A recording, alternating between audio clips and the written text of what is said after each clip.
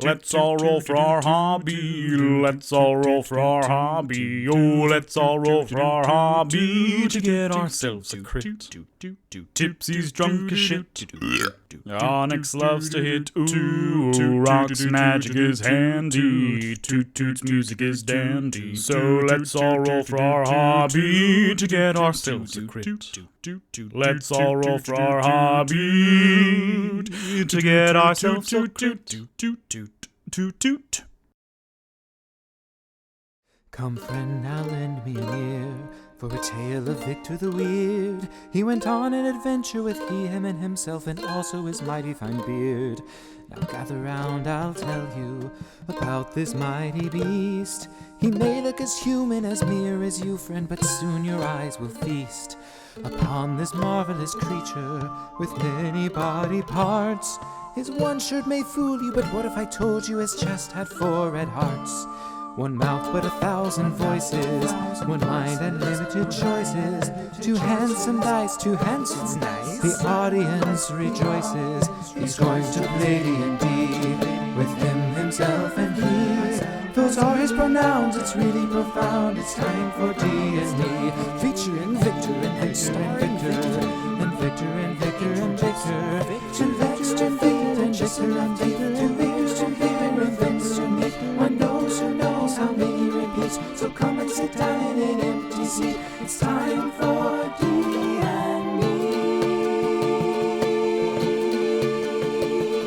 2 eyes, 4 cheeks, 2 souls on his feet, 2 hands for making and foes to defeat, 1 tongue, 2 lips through which to speak, but just one but. Hey everybody, I'm Victor Rivera, and this is D&Me, where I play with myself. I play D&D with myself, and welcome to the 32nd episode of D&Me. That theme song is produced and performed by Bradley Owens. You can find them at Bradley Ovens, Bread L-E-Y Ovens on Instagram. I take for granted how great that theme song is, and now I want it just to be following me around at like a Ren fair. And then I just remembered, like, this is the 32nd episode of me playing Dungeons & Dragons. That was incredible. Thank you so much for being here. Pre-show music is by Crystal Dragon Beats. You can find them at CRD Beats on Instagram and like Spotify and stuff. And speaking of pre-show, I tried a new thing where instead of playing the pre-show music from that laptop and then get its fan already kicking and screaming, then I played it from this laptop, and I thought it went very well. So, beautifully quiet. Delicioso. So, that's all great and fun. I have a lot of story to tell. I have a lot of things to do. So, here we go. Speaking of which, where are my boys? So, yesterday for D&' Artistry, I detailed some boys. I did some detail work for me drawing my boys. So this is what Tipsy used to look like. And then this is Tipsy now. So I gave him a little rosacea and a little red around the ears, which is what I have. But I straightened up his top lip, and then I gave it some like Oreo chocolate cookie, like, you know, the dipped fudge striped cut. Whoa, Keebler Elf. There we go. That's great. Hair, and then also he has Dwarven Frostbeard made bracers, which gives him better AC, which I've always have written down, but I never picture it, so I did those. And then also, maybe I can post this later, but I made a specific design for his Dwarven bracers, which are really cool. So that's Tipsy. Onyx, boop, there's our big boy, and then I gave him some arm hair. Look at that. It looks great. It looks very cotton candy floss, spider web almost. I put some little shadow work like on the bones and on all the stuff. And then I made his eyebrows angrier because I want like the worst resting bitch face on Onyx. And this one's a little too nice. Okay, now the fan's going a little bit, but that's fine. So, Onyx's eyebrows are mean green. Oh, and also, I was thinking about it because recently he picked up a gazer helmet where he took the skull of a gazer and then had it kind of cleaned out and made into like armor. So, I have a variant where he has the gazer helmet on, which is very good, but also I like his yellow eyes coming out of darkness. So that's fun. Then Roq. Here's our pointy half-orc. And then I gave him a saddle, which I keep forgetting about also because I don't visually picture it.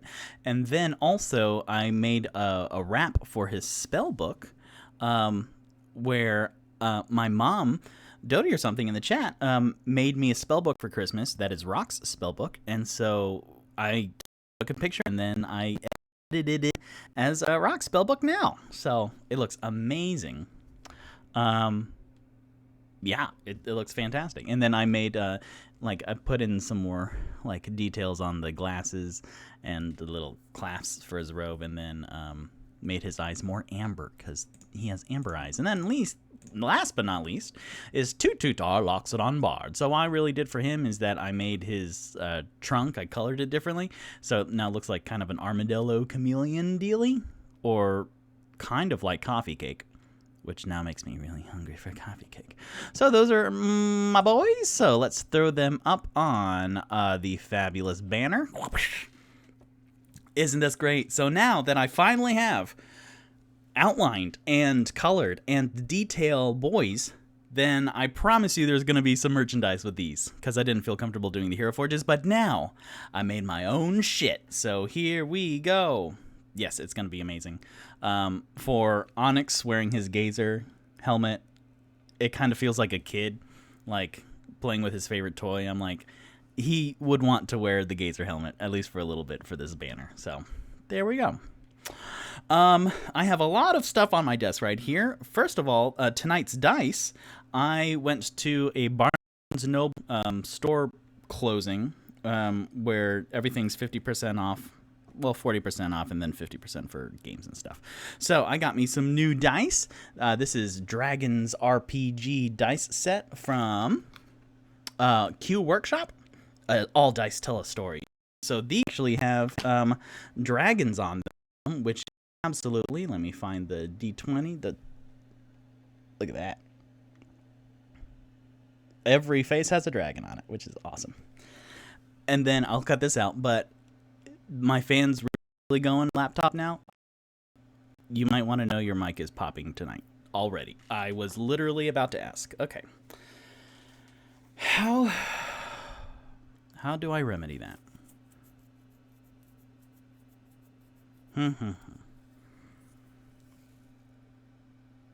It's popping already. Okay. Thank you. I was literally about to ask that.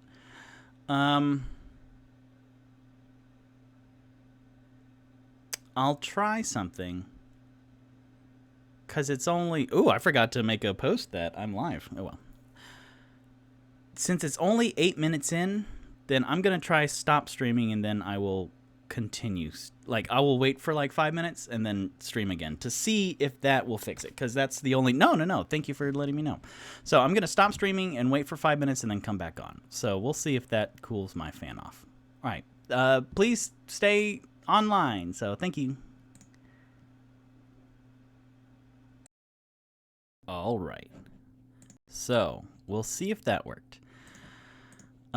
Yes, please let me know if it does pop. As unfortunate as it is, I really want, like, good audio, so maybe not doing pre-show music to save me the 20 minutes of freaking out. So,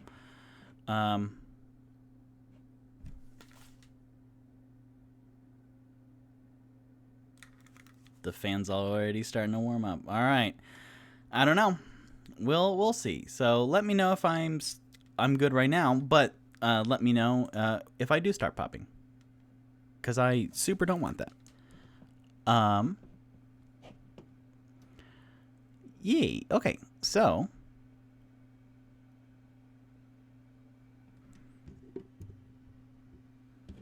it's warming back up already.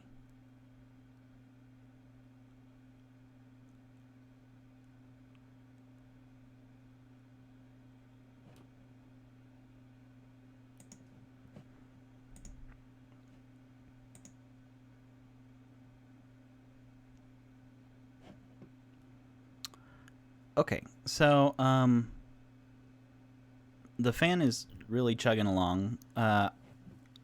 According to my OBS, there are no viewers right now, but we had a couple for the Twitch stats. So let me know if you are here, and then if it is popping or if it is not popping. Because I might try and figure out the way to do this. And tonight might be... We are here. Okay. Sounds good. Whoo, baby! Let's ride that for a while. See how long that lasts. And then I'll spend this next week figuring it out. So, last we left off... Shit, it just popped. It popped just then. Okay. We'll see if it's... Because sometimes I am here, but mic is popping. Okay. I'm still standing. I mean here. I'm still here. Cool. Thank you, my lovely 3 audience. Sometimes it like pops, like it crackles for like 3 times and then it's good for like 2 hours. And then unfortunately in last episode 31, it snapped, crackled, and popped so hard like rock candy right in the best scene, and it was heartbreaking. So let me know if it... I'm gonna go through like my D&M pre-show, and then if it's just awful, then I'll figure out something else. But let me know if it changes, good or bad. But we're cutting all that out, baby. So, yes, my dice tonight are the Dungeons Dragons Dragons RPG dice set, which has a lot of cool dragons on all the faces, which is excellent. And then also, I had the Forgotten Realms Slyl Silver Hands Explorers Kit, which is really cool. It's like, it's 11 dice, 2d20s, 1d12, 2d10s, 1d8, 4d6s, and 1d4, and then also 20 illustrated double-sided cards detailing Laurel's expert insights on key characters, locations, or from across the Forgotten Realms, and then 2 dice trays. So, and a foldable out map of Waterdeep. So these are what they all look like all together, which is just delicious. Look at them. They're fabulous. I talked about the turquoise dice a couple weeks ago, and that's them. So these are the dice that I'm playing tonight. If you ever send me dice, I will play them that night when I open them, which is excellent. So, sweet swag. I agree. So, speaking of people sending me stuff, my friend Peter sent me some Magic the Gathering cards from Dungeons & Dragons Adventures in the Forgotten Realms. This is a 15-card collectible booster, which it's packed full of rares and foils. I already opened it, and there were some amazing cards. But on the back it says, after defeating the boss, you find a chest. Inside you find +1 collector booster of excitement filled with extraordinary magic items from across the Forgotten Realms. Each booster contains 10 traditional foils, 5 rares/mythics, and 2 extended art cards. You can also find 19 silver pieces, 2 candles, and a bag of caltrops. So that's hilarious. Thank you so much, Peter. Y'all are too good to me. And then speaking of good to me, I wanted to say this here at the beginning. Thank you so much to my mom and my dad and my sister. They are my biggest support, and it really means a lot for them watching for the past 30 lots more than 2 weeks, and being invested in the show and stuff. My mom sent me a text. My mom sent me a text that says, "We are looking forward to tonight, highlight of our week," which is humongous. That, like, outside of like my dad and my mom's being my parents, and then they have to support whatever I do. No, they actively enjoy this show, and they watch and be a huge part of it, and are in the chat all the time. And for right now, they say, "Aww," and then "We love you," and like 4 exclamation points. So that's huge. Thank you so much. And then my dad also sent me a card, which he sends cards, and that's amazing. And then this one really, really touched my heart. So it says, "Hola, Victor Fantastico. Wow, I was very impressed by the mini story of Tipsy and Buzzed, especially about the smoke bomb. Wow, and double wow. Fantastic. You are awesome. I love you very much, Poppy." that's humongous. So thank you very much, Mommy. Thank you very much, Poppy. I love you both very, very much. And then Sarah, yeah, you're cool or whatever. But thank you so much. That really means a lot to me.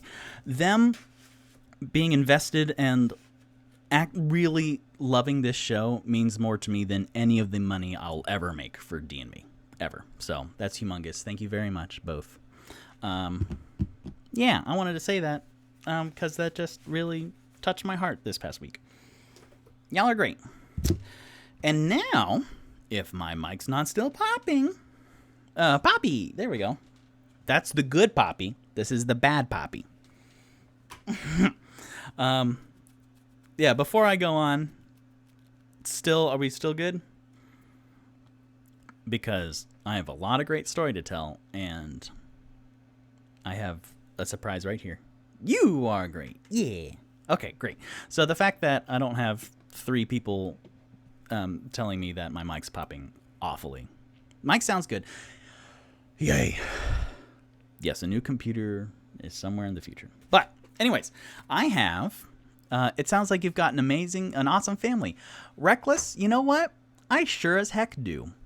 They are my huge support. Yes, Mike sounds good. Yay, thank you. Yes, amazing family. So I'm very thankful because once or twice I've thought about maybe not continuing D&Me, but then both of them went, hey, it's beyond like you being our son. It's awesome. So we're invested. Please keep going. So I'm like, okay, great.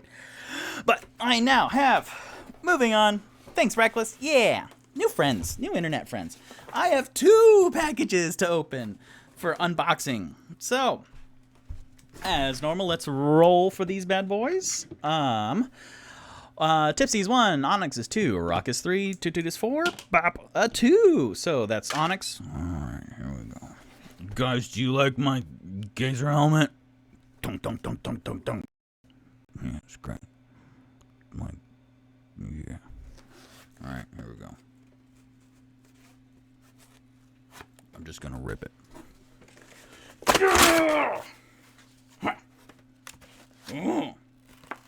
What?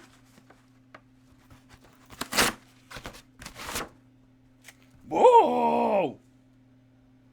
Whoa! Victor did not expect that, nor did Onyx. Whoa.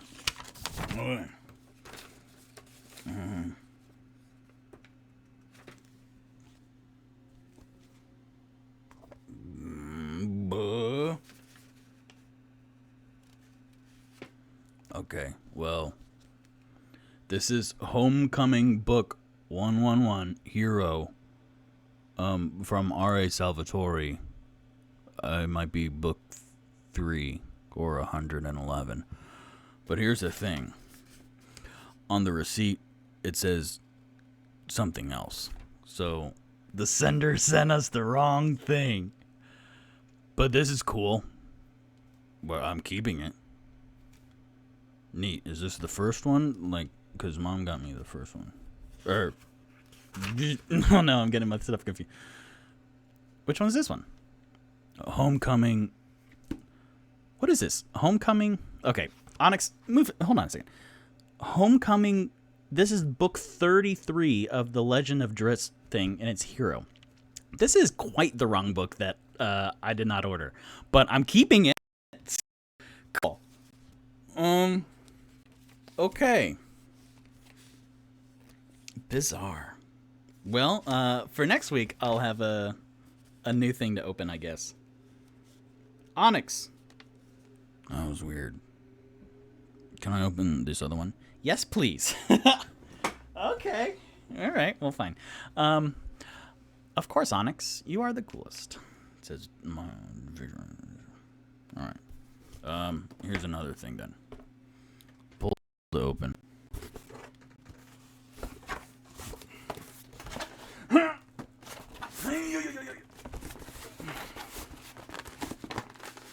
Where do I pull?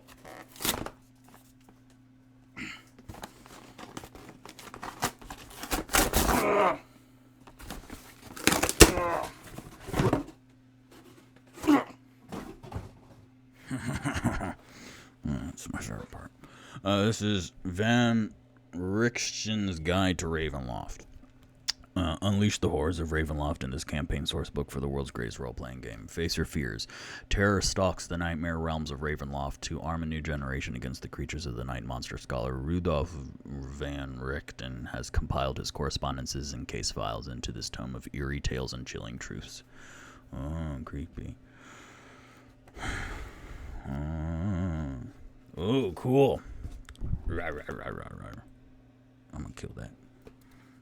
All right, so this is the kind of book. If you there's a very popular story called Curse of Strahd, which is about vampires, and so this is like the campaign guide going to that.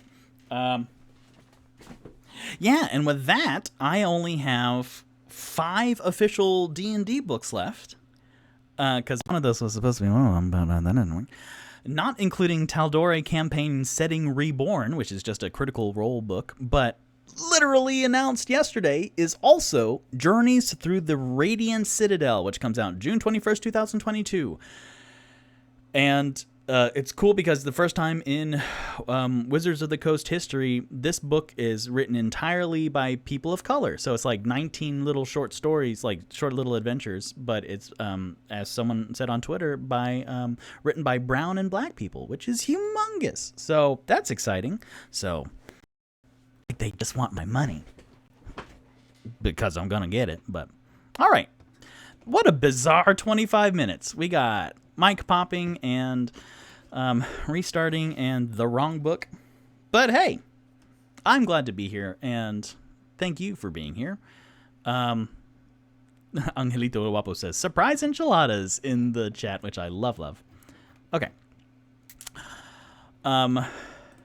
One last ask to see if the mic's popping from my chat. And then I will continue forward.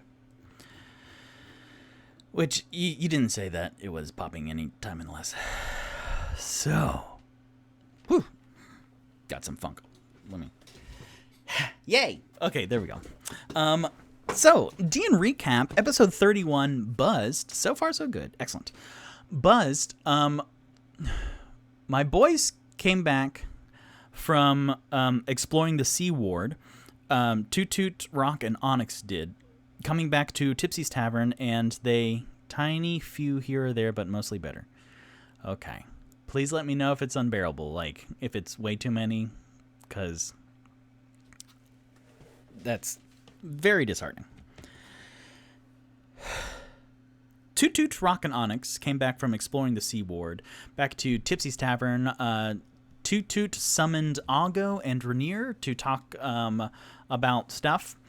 And Tipsy, having just finished the Manual of Quickness of Action, came downstairs, and then Roq actually volunteered to go back out to explore the Plaza Gralhund with Tipsy and to find out more information about the potential party that's coming up at the end of Fleet's Wake, which is a 10-day holiday.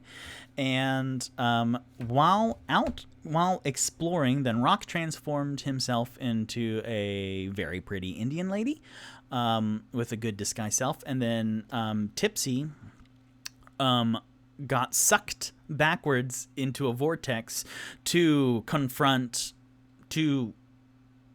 go up against Buzzed the Leprechaun, who, because it was a St. Patrick's Day episode last week, and through a couple mini games of a drinking contest and finding a 4-leaf clover, and then Tipsy eventually caught Buzz, which of course gave him gold. So it was 10 seconds rolling a bunch of d20s, and then Tipsy cleverly used a smoke bomb to go even more with a natural 20. That's what it was. Yeah, natural 20 smoke bomb, and it was excellent. So, Tipsy tumbled back from the vortex, and here we are, episode 32.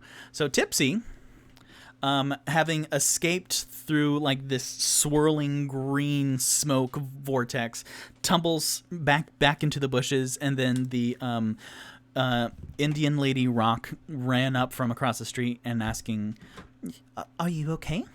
And then Tipsy went, "That was amazing." But now Tipsy has to roll on a special little table.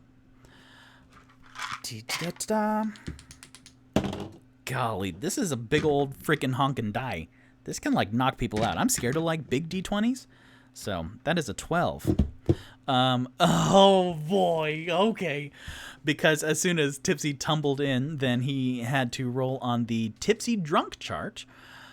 Because he ingested some mighty heavy Fey alcohol in the form of a water-deep chariot bomb. And for this 12, then Tipsy goes, yeah, man, I'm really fine. I just got tumbled out of the place, and I'm here now, which is great for you, Roq. And then Rock's like, shush. Why are you so loud? I don't know, man. It's just kind of one of those nights where you want to feel the slow air on your lungs. Because Tipsy on the drunk table rolled loud and exaggerated. So that's the opposite of exactly what they are doing right here, right now. And then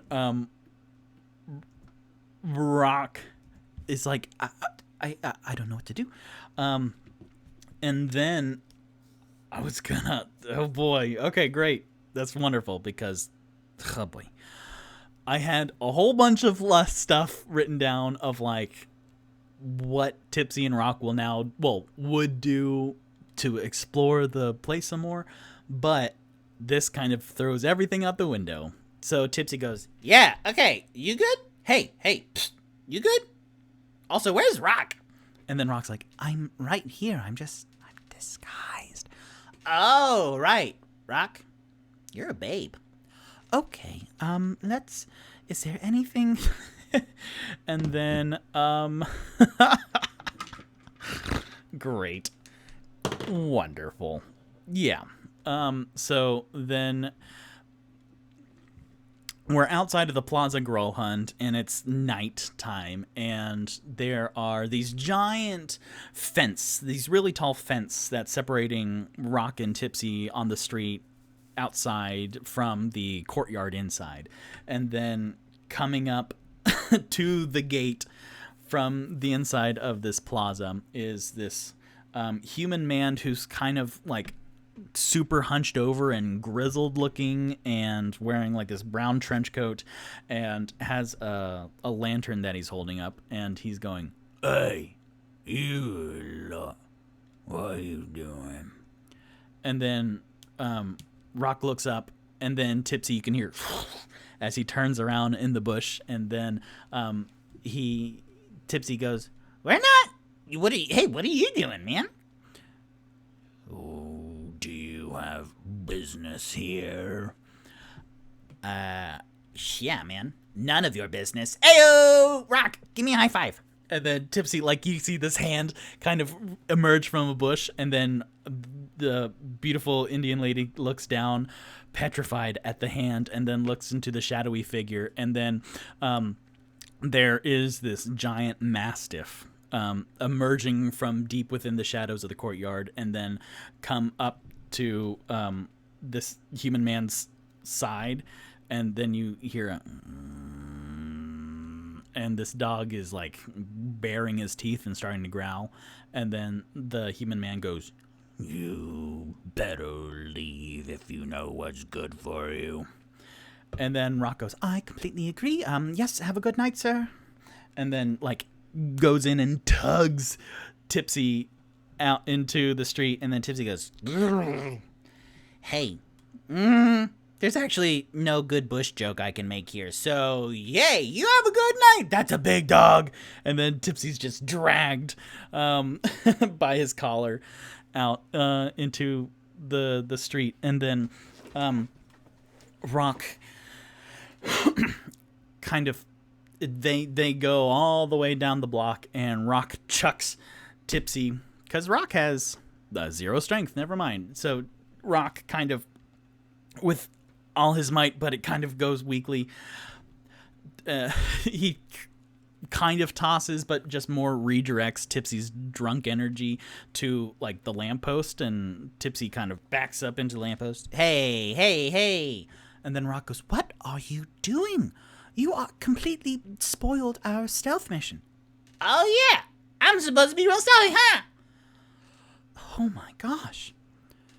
What happened? How are you drunk? And then he's going to roll again for his second shot of water deep chariot bomb. And with a 14, he goes, You know what? I'll tell you how I got drunk. And, I have it actually written. and then he's like suppressing this, stifling a giggle. I have the answer written here on my hand. And so then he holds out his palm, and then Roq, all right. And then he goes in close, and then Tipsy farts from his palm, which is a poison spray, but he will suppress it, so it's only 1d12 instead of the normal 2d12, because Tipsy rolled a 14 on the Tipsy Drunk table, which is pull a practical joke. And this is not very funny, but it's akin to like pull my finger or like the buzzer in the hand. So, Tipsy's poison spray, yeah, a cantrip. Oh, okay, good. Thank Christ. So Roq has to roll a Constitution saving throw. Because otherwise that would have just been, oh, well, fucking. So Roq's Constitution is -1 for a saving throw. That is a 12 minus 1. That is an 11. Up against Tipsy's 13 spell DC. Nuts. So, out from his palm is this noxious gas, and Tipsy will roll a d12. And he's like, oh, wait, you didn't save from that? And then that is an 8. That is an 8. Tipsy, god damn it. Oh my god. So Roq, from whatever reason, has 2 health already, not like his 9 HP was already 2 down, so he only has 7 HP. And with this very funny practical joke, Tipsy, Roq is knocked out. And so Tipsy goes, yeah, I have the answer written on my hand. Then Roq collapses. And Tipsy's like, wow. He can't handle his liquor. Wait a second, I'm the drunk one. So he is down, but his relentless endurance kicks in. So when he goes down to 0 hit points, then he will rise back up for 1 hit point. That's great. And then let's see what happens to his disguised self. Let's see if that's concentration. I don't think it is. I think it just lasts 1 hour. So it lasts 1 hour, yeah. It's not concentration or anything. So this Indian lady falls backwards and then like conks her head on the street, and then Tipsy, and then immediately coughing and sputtering to life. Then Roq goes, what is wrong with you? What was that? It was a really funny practical joke. I pulled a practical joke on you. That was not a practical joke. That literally knocked me out. That was horrid. And it smells quite awful. Yeah, that's the funny part of it. It smells bad. You're a guy. You know smelling bad stuff. Come on. No.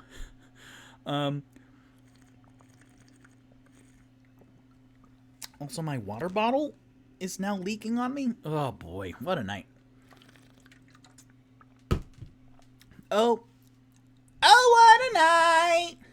Roq just fell unconscious on the street. I just a leprechaun I meet. Clap, clap. What a lady. Roq's a lady. Dink, dink, dink. Oh, I. And then Tipsy just kind of wanders down the street, and then Roq getting up. What is happening? This is all very weird. And then he follows him I have notes that are Roq still has proficiency in performance for an hour, but guess what? He doesn't need that. And then Roq runs to the bush beforehand where he where he like stashed his saddle. So he is picking that up, and then he's putting that back on, going, I'm not chancing anything now. Oh God, it's in my mouth. I only have 1 hit point. I don't have reckless endurance anymore. This was supposed to be a stealth meeting. Yeah, well, you know what? Things happen because they happen, man.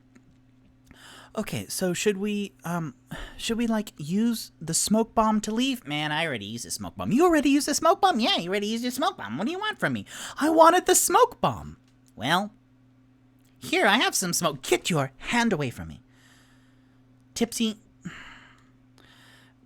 I was gonna do a whole thing. Victor wrote a whole cool thing about. No, we're leaving. Let's go. Okay, well, we found out on this stealth mission that Roq's not cool. I am unapologetically me. Let's go. And so then they go back towards Tipsy's tavern. Roq is kind of storming ahead. Just he farted in my face. That's not funny. I mean, when you say it like that, then yeah, it's very funny. Okay. And then cut to, I had a whole thing, but Tipsy did not earn it. So cut to inside Tipsy's tavern. And after an hour, I say, of Tipsy and Roq being gone, then Toot-Toot is there with Aago and Rainier, and Leaf opened up one of the big burlap sacks full of chalk, and then he behind the bar kind of opened it, and then he has some pieces of chalk, and he's excitedly floating over to the walls and like going up and really going like it's a almost a Tasmanian devil tornado whirlwind cloud of him doing the art, preparing for like the rest of Fleet's Wake. And Aago pipes up saying, actually, I did have a moment to reflect, and I do remember some things about the Lancasters that you asked about earlier. And so the Lancasters, they fell on hard times a few years back, but they have since reversed their fortunes and stored their lucrative bank and money lending services. Restored their lucrative banking and money lending services. However, I do stand by my original statement in going that sometimes rich people, they as much as they present that they are good philanthropists, then I have a feeling, and I know some of the darker circles of Waterdeep, but I feel that they are still up to notorious means.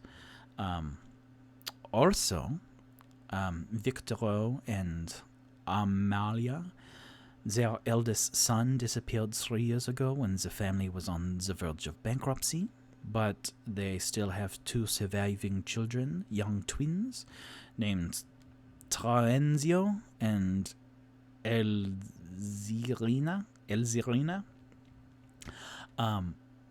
So they have a family, but having a family does not necessarily mean that anyone is particularly good, but those are a few things that I remembered. And Toot-Toot goes, well, that is interesting. Thank you very much, Aago. Interesting. So the Castle Lanterns, they might be up to some no good. Yes, that is something I would say. Excellent. And then it's 10 days. Well, at the end of the 10 day, then that is when the party is going to happen. Rainier, here's a question. Rainier, you are a nobleman, and you have some clout, I would say. That is also a fair assessment, yes. Is there a way, so are you invited to the party yourself? That's a good question. Let me roll to see. 19, which is an odd. No, but I could try and figure out an invitation situation for you. I'm sure that I could just ask. And although they might be of the nobleman variety that are kind of upstuck, but I'll inquire if you'd like. And then Toot-Toot goes, oh, that would actually be amazing, because if you not having a ticket, then I'm afraid that one of our best options would be to ask Volothamp, who I am not really a fan of. What do you two think of Volothamp? He's a good time, but there's a difference between friends of either you'd have a pint with them, or you would let them look after your dogs for a week. So they're two very different types of friends. I would say Volo is of the former category, not of the latter. I wouldn't trust him so much, but he's all right company. And then Aago goes, he has his use, but otherwise I would not care to share a drink with him. That is a fair assessment, yes. He is not doing greatest with our half-orc wizard, so I'm not a fan. And yeah, right at the beginning of all this, sorry, while Leaf is floating over with some chalk to do up some of the walls, then Onyx, well, here, hold on. And right at the beginning of all this, then Onyx, as soon as Leaf took some chalk and started drawing on some of the walls, then he actually trudged upstairs. So, yeah, the whole time he's been in his room.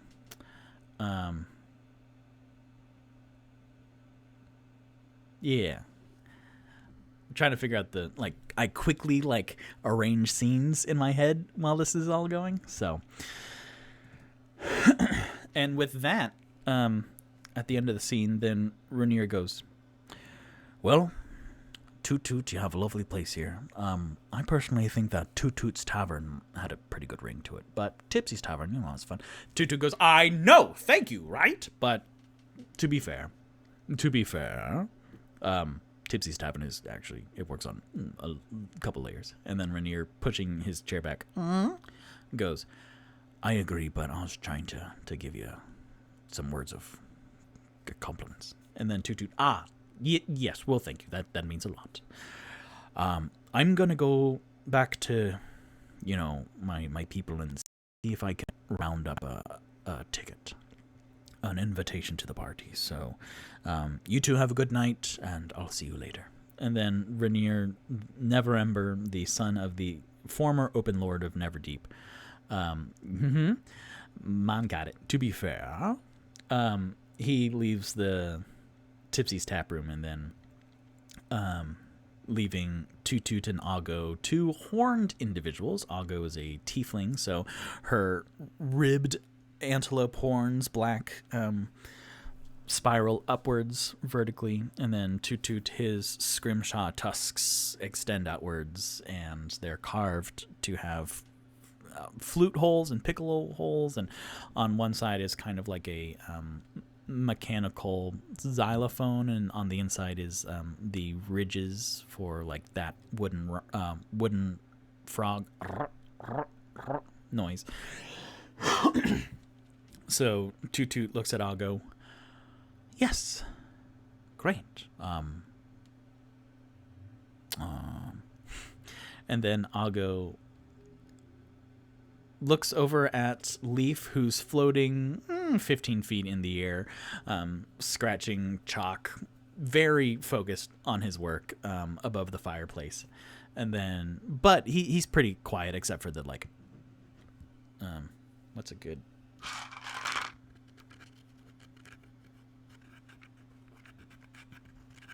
of the chalk on the wall. And then Aago turns to Toot-Toot. Would you care to share a drink with me?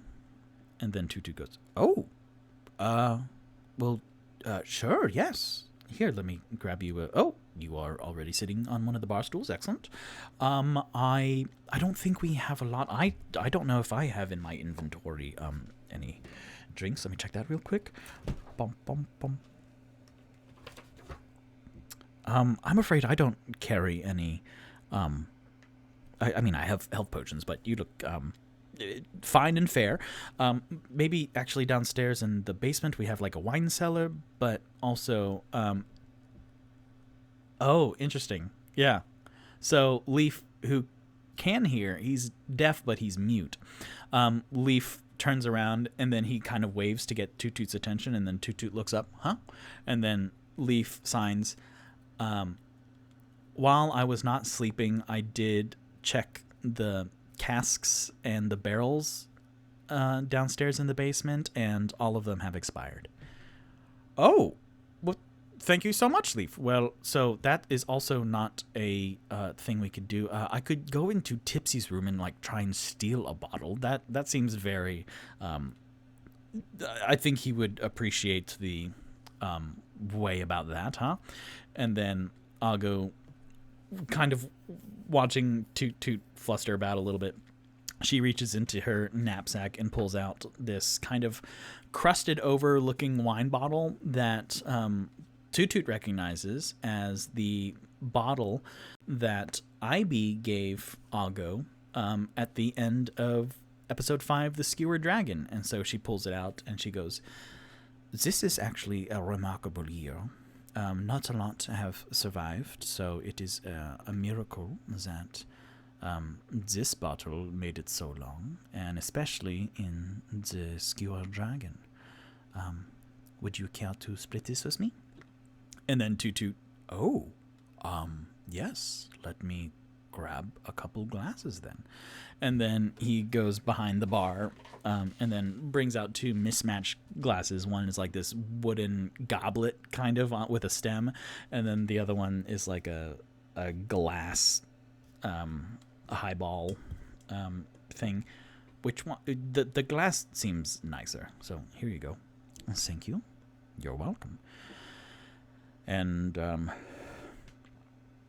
yes, so the Skewered Dragon, that is where I last... Well, I saw you before we met again in the Yawning Portal. How did all of that go? I now am in charge of the Skewered Dragon. Oh, really?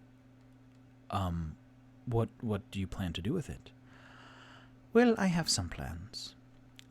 But I assure you that there is no more skewering. We will keep the name just for the street credit, but thankfully, IB does not work there anymore. So they are, I would say, much better off because of your actions. Well, I mean, we all chipped in to help them get some money so that they could... That was an awful situation, wasn't it? Well, there are rotten people out there, and that is just one of the things they do. Yeah, well, would you care to do the honors? And then she pops the cork, kind of, and then pours glasses. And she raises up her glass, and then Toot-Toot raises up his. To owning taverns, I'd say. Well, yes. And then they kind of cheers. And she goes, if you... I would imagine this is a new endeavor for you, but if you need any advice on owning and running a tavern, I've done some things with the place already. Oh, well, thank you. And kudos to you, by the way, helping Bonnie. That's really incredible. Well, she is a good person, and it certainly doesn't hurt that she is a princess. And she offered me a handsome sum of money to help with her and the doppelgang. Oh, yeah, well, I didn't even think about like a reward or something, but we're doing it kind of out of the goodness of our hearts. But, I mean,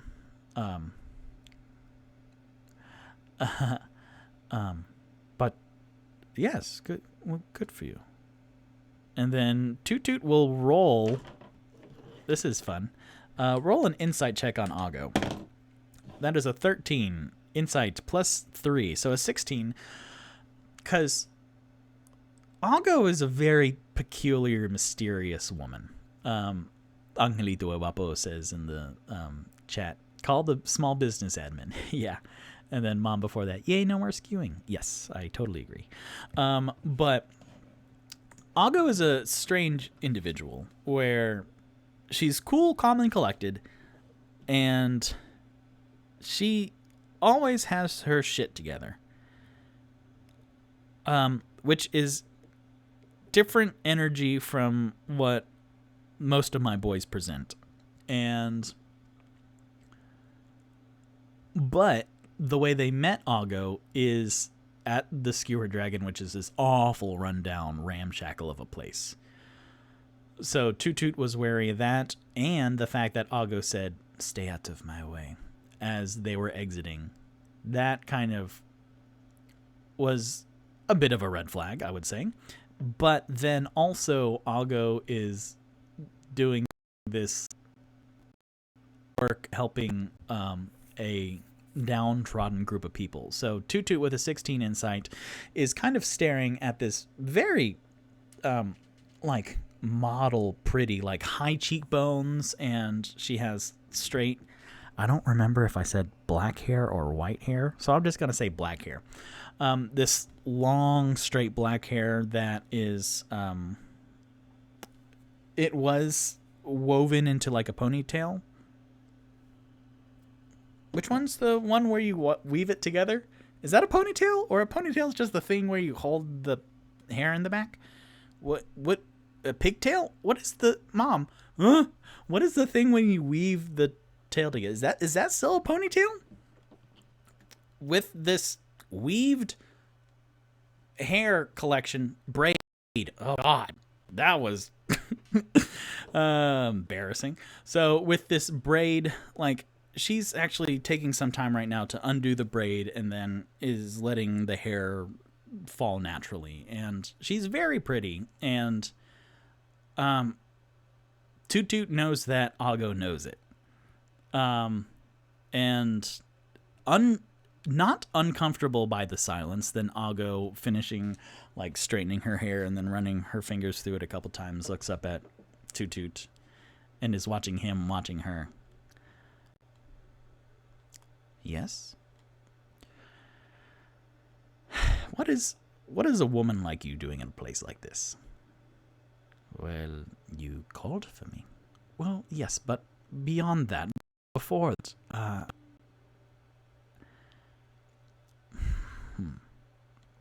And then Toot-Toot takes a swig from his wooden goblet.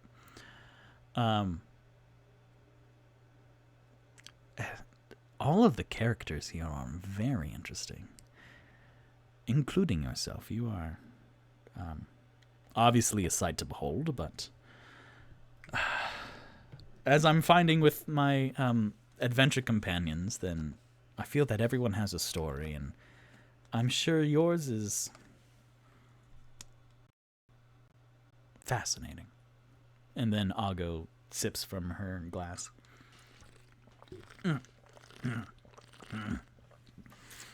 That is not the Foley art. She did not just chug half the bottle.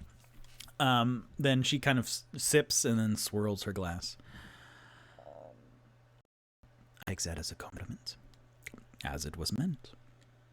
And you, I'm sure that you have, well, as about, then I'm sure that you have a catalogue of stories to tell.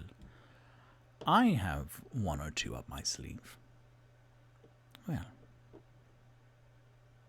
do you care to share? And Toot-Toot.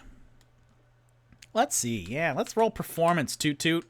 Something you're good at. An 8 plus an 8, another 16. Then Toot-Toot. Well, yes. There is a victorious adventuring party, and they are out in a new location to do good wherever they go, and sometimes, more often than not, the good comes, not as cleanly as one would hope, but good is done nevertheless, and they eventually make a name for themselves, and they meet amazing people along the way, both helpful and harmful, and hopefully, then he makes eye contact with Aago, hopefully everyone that they meet adds to their adventure.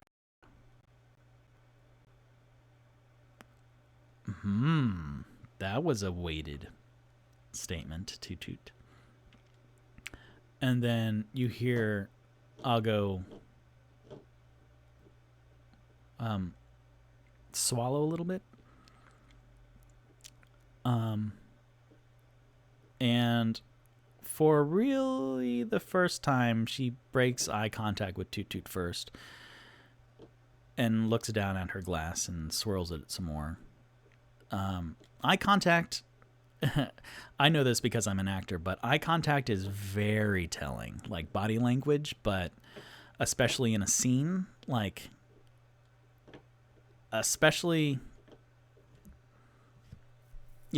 in a scene, the first person to break eye contact, that's meaningful. Where one looks is very meaningful. So the fact that she looks down into her drink and swirls it.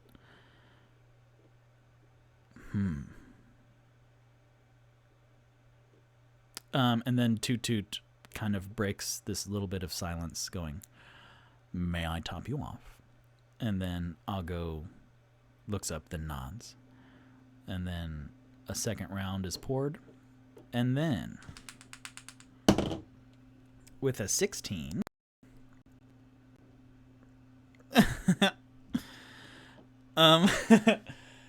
with a 16, this moment is interrupted because outside you hear Roq going, Get down from there! Tipsy, no! and then Tipsy, you hear, I'm gonna climb into my room from up here. No, Tipsy, please, it is so late. I am so tired and hurt. And here I go. So with the last Waterdeep chariot bomb roll for Tipsy and this overwhelming fey liqueur, then Tipsy rolled a 16 on the Tipsy drunk table, which is climb up or onto something. And Tipsy is now attempting to climb only the 2 stories into his room from the floor. Yeah, which Tipsy has a +10 acrobatics, so fuck me, I guess. Would that be athletics or acrobatics? No, I mean acrobatics. Oh, with a 16 plus a 10 with a 26, then Roq. Oh, okay. Because Tipsy is just expertly rock climbing from like one brick to another to the top of the column, and then does a double backflip onto the covered portion of the porch, and then runs like a ninja over to his window, and then he with a flick of his wrist flings open the window, and he jumps, and then in midair turns, and then sideways enters the window, and then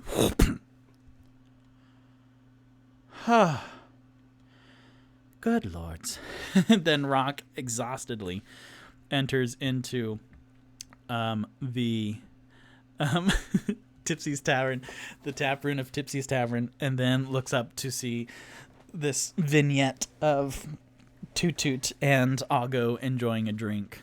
Well, having a drink at the bar. And then Roq goes, That didn't exactly go as planned. Well, actually, that went about as well as the first time. We tried to gather information about the Plaza Gralhund. So, good evening, Aago. And then Aago, Angelito Bapo says, poor Roq. Yeah. Aago dips her head courteously at Roq, and he kind of walks past, and then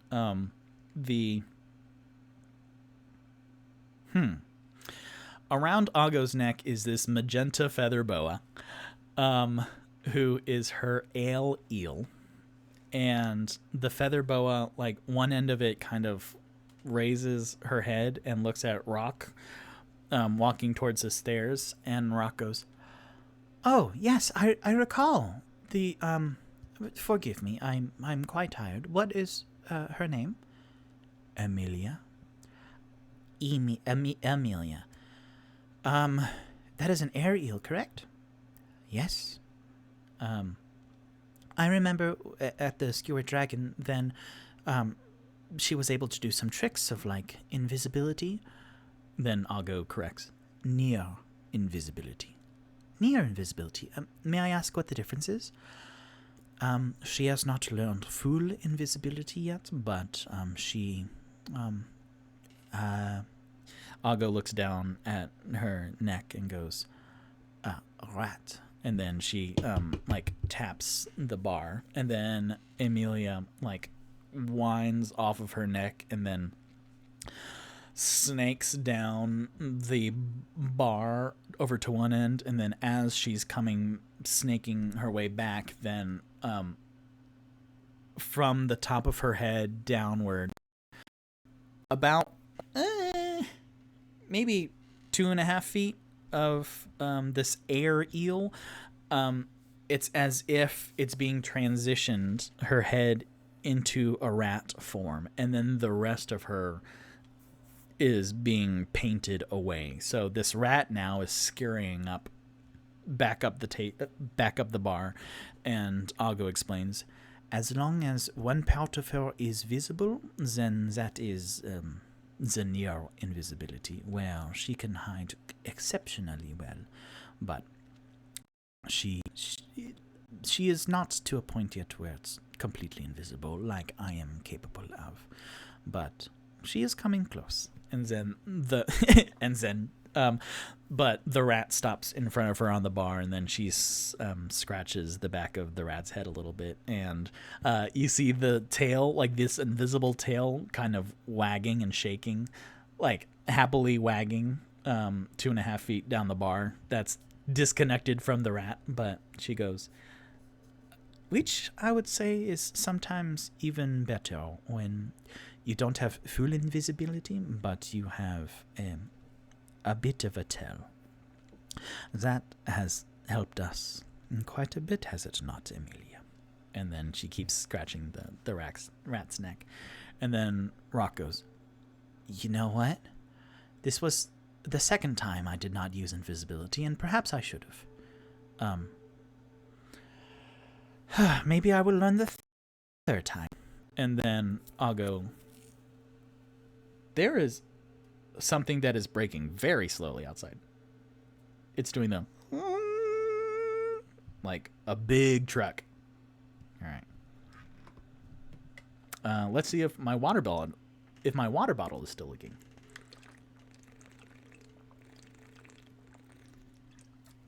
Well, thank goodness for that. So Amelia, nope. Aago says, "But in case you did not know, and please forgive me, there are ways to see invisibility if you did not know." And Roq, let's see if he did know that.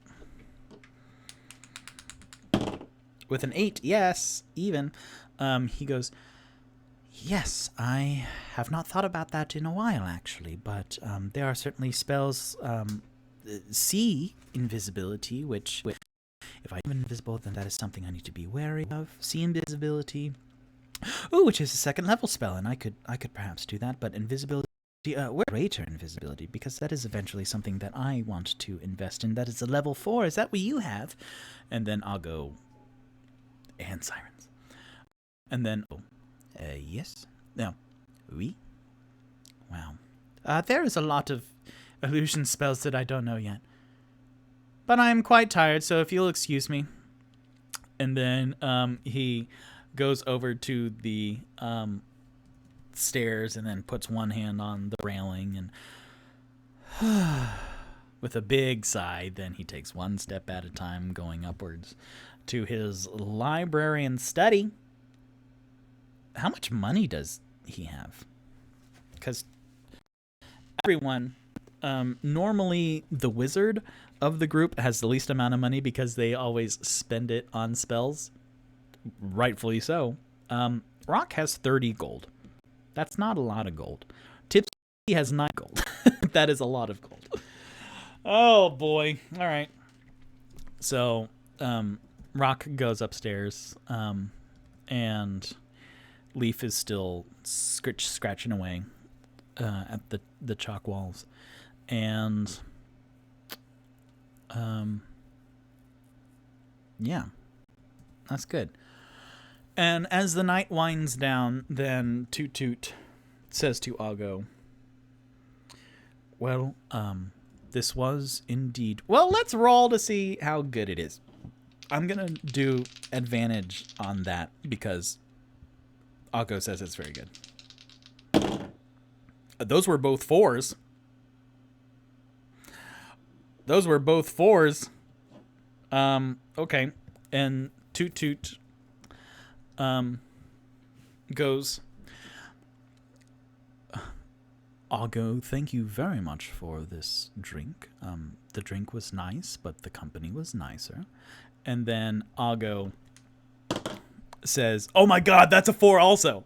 Those were 3 4s. I'm taking a picture of that because that's funny. That's 2 4s on my big dice and then a 4 on the dragon dice. And she goes, this has absolutely expired. Perhaps years ago. It tastes like vinegar. So that is kind of you to say, but this bottle was not a good bottle for the year. And then Toot-Toot goes, I didn't want to say anything, but yes, this was not good. So perhaps if you would allow me, I would buy you a better drink later. And then Aago scoots her chair back. That sounded like a fart, but no. Aago scoots her chair back and goes, Toot-Toot, that is very chivalrous, but I am also a woman of my own means, so perhaps we will buy ourselves a drink. But until next time, bon nuit. And then Toot-Toot goes, bon nuit. And then Aago exits, and then Toot-Toot kind of... the camera is out of Tipsy's tavern door, and then Aago walks past the camera into the darkness of the night, and then we see framed in the doorway Toot-Toot at the bar going, I don't know what to do with that. Is that something? And then he looks up at Leaf. Leaf signs, I wasn't very good at love either. Oh, well, I'm going to lock up. And so Toot-Toot goes to the door and closes it and locks it. Leaf? And then Leaf stops and turns around in the air, floating. Leaf, you have so much fun tonight doing up all this art. I am very excited. Sir, you are an artist. It's amazing. Look, I mean, look at this. That looks like an actual building. And then Toot-Toot goes over to one of the buildings and, like, paws at it. Bah, amazing. Good job. And then Leaf gestures the ASL. Thank you. Well, I am also going to bed. If you need anything, well, you do a lot around here. But, hey, Leaf, the half-elf ghost, if you need anything, let me know, okay? And then Leaf nods appreciatively and then excitedly goes back to his work. And then Toot-Toot, as he's going up the stairs, goes, I imagine that the whole downstairs is probably going to be done by the time I wake up. But here we go. So they go. Toot finally goes to sleep. Is there anything else I want to do for my boys for this last day? Well, this last little bit of the day. Roq is asleep in the library and study. Onyx is Well, okay, so Toot-Toot is making his way up to the master bedroom. Tipsy absolutely passed out in his spare room on the second floor. His small spare room in the second floor. And then we'll leave the night and go into intermission here in a second. But with this little vignette of in his room, Onyx is sitting at the end of his bed, and he has out his piglet tusk, and he's carving into it with his dagger, making little shreds, little sawdust. What is little like shavings? There we go.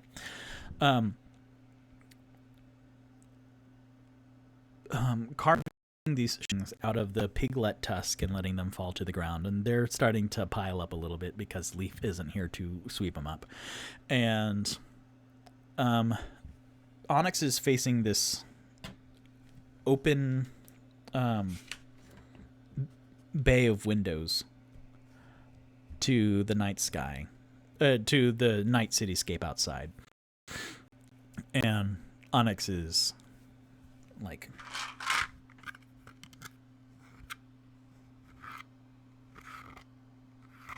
carving a bit, and then he looks down to carve a bit, and then looks back up into the night where he can see some windows lit, but also the like lampposts, and he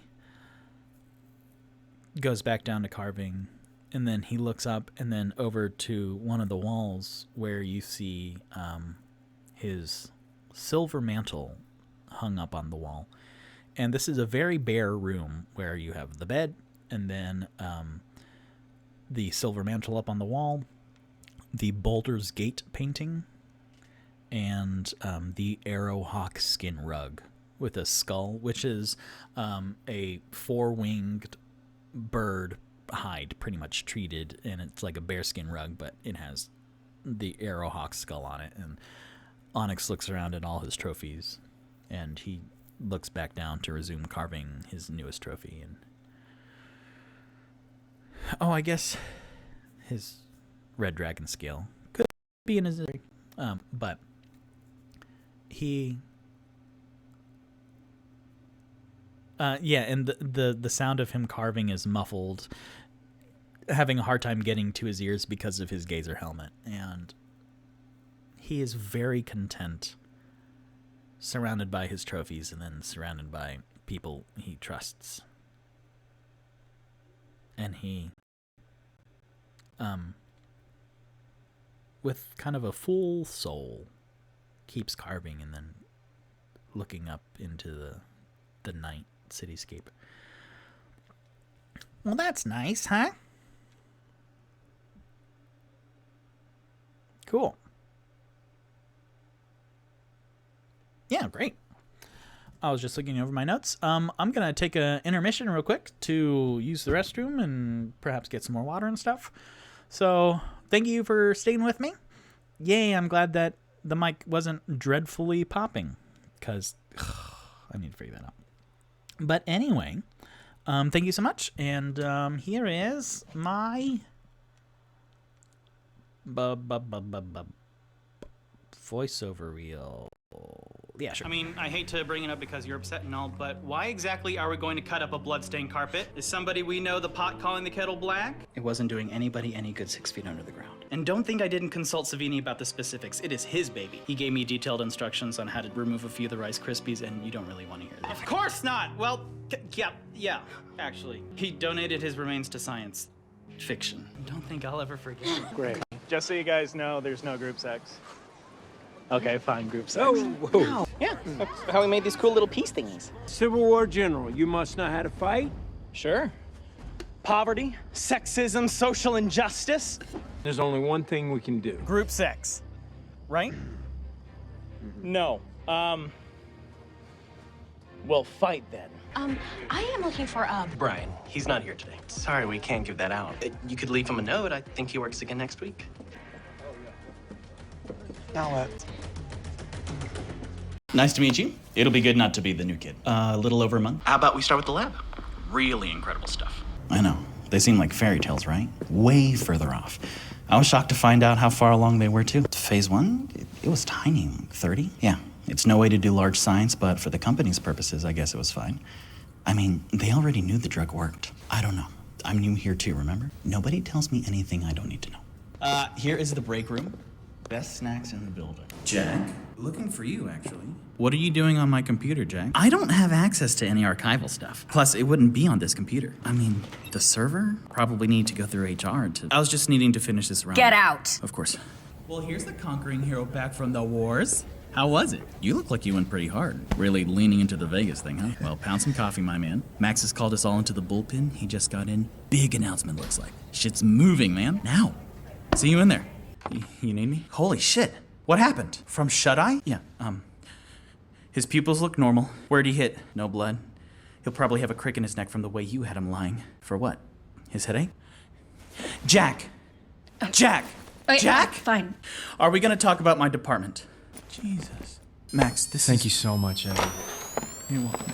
His pulse is a little high. How you feeling, Jack? Cassandra? Yes? You can all go to hell. Tomorrow's Monsters is an excellent radio drama. It has some of the best Foley artistry that I've ever heard ever. The chairs in that show don't sound like farts. So, welcome back. Angelito Wawapo says contemplative onyx. That's exactly the right word. Thank you. Yes, contemplative onyx. Heck yeah. So that is the end of day Shay 21. So now we're in Shay 22. We have been in Waterdeep as a show for almost a whole 10-day, which is a 10-day week. Yeah, that's great. Here we go. Oh, there we go.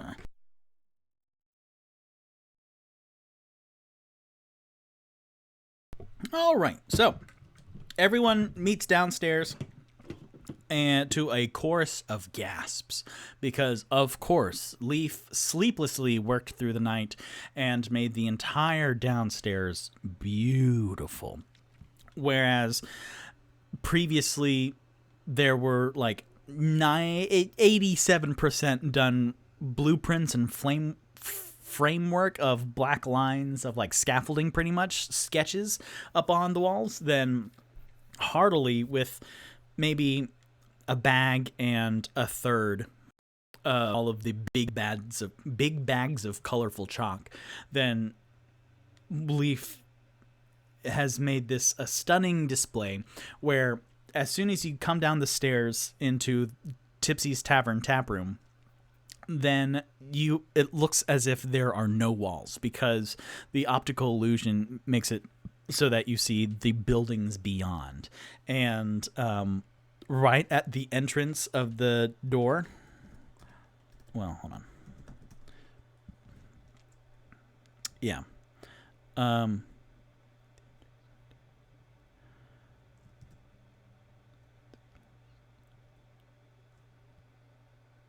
Okay, cool. I have Leaf mural notes, so I just wanted to make sure I read them all real quick. Yeah, as soon as you come down, then you see like the streets outside, and it's amazing. And in fact, for this Fleet's Wake, then above the buildings, like you can see a little bit of space, and then like this huge tidal wave or this water cyclone vignette, or like this kind of high water line with some ships on it and a very nautical themed skyline, which is not exactly touching the buildings. And then Leaf swoops down to Roq and signs excitedly, like almost manically, because he's been up all night doing all this art. So you can imagine if someone's like on their fourth pot of coffee, and then he's just, hey, so like the hands are going too quick, and Roq's going, Leaf, if you can slow down just a little bit, I'm still learning. I'm still a novice in, okay, ASL. Okay, thank you. Okay.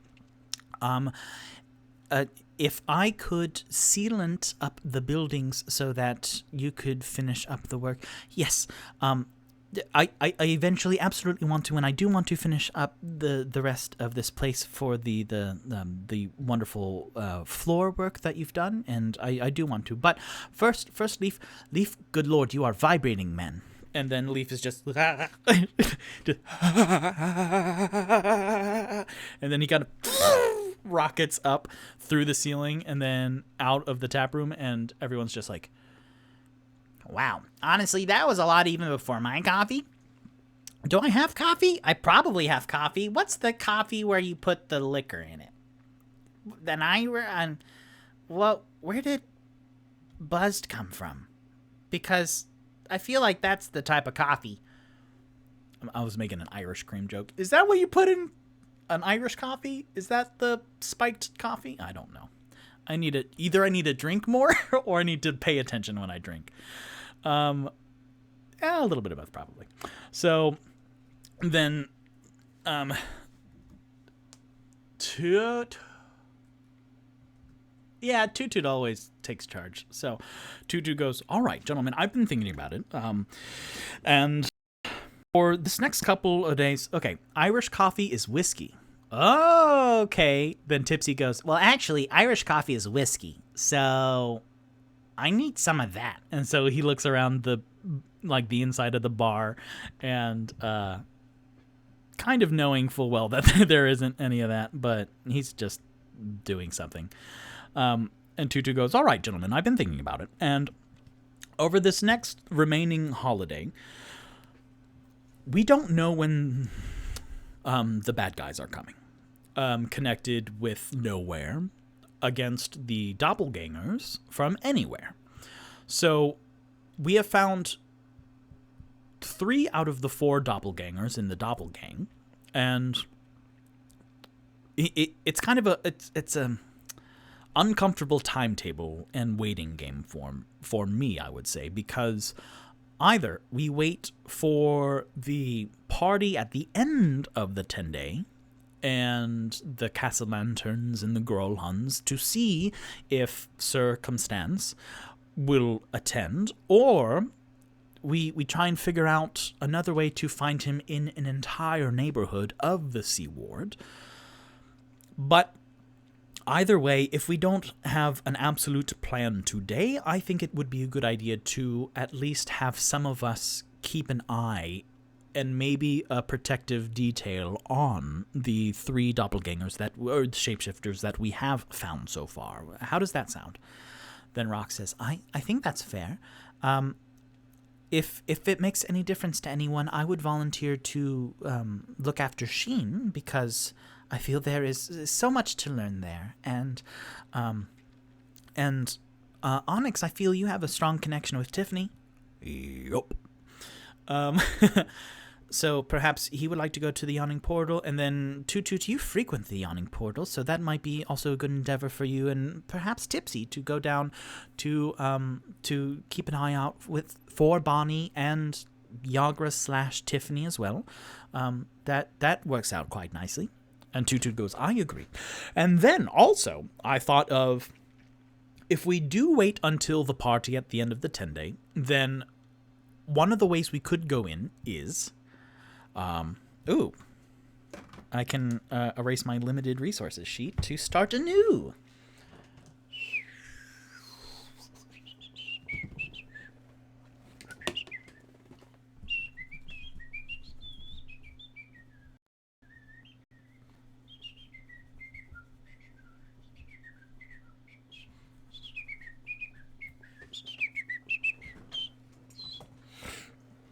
So I could try this.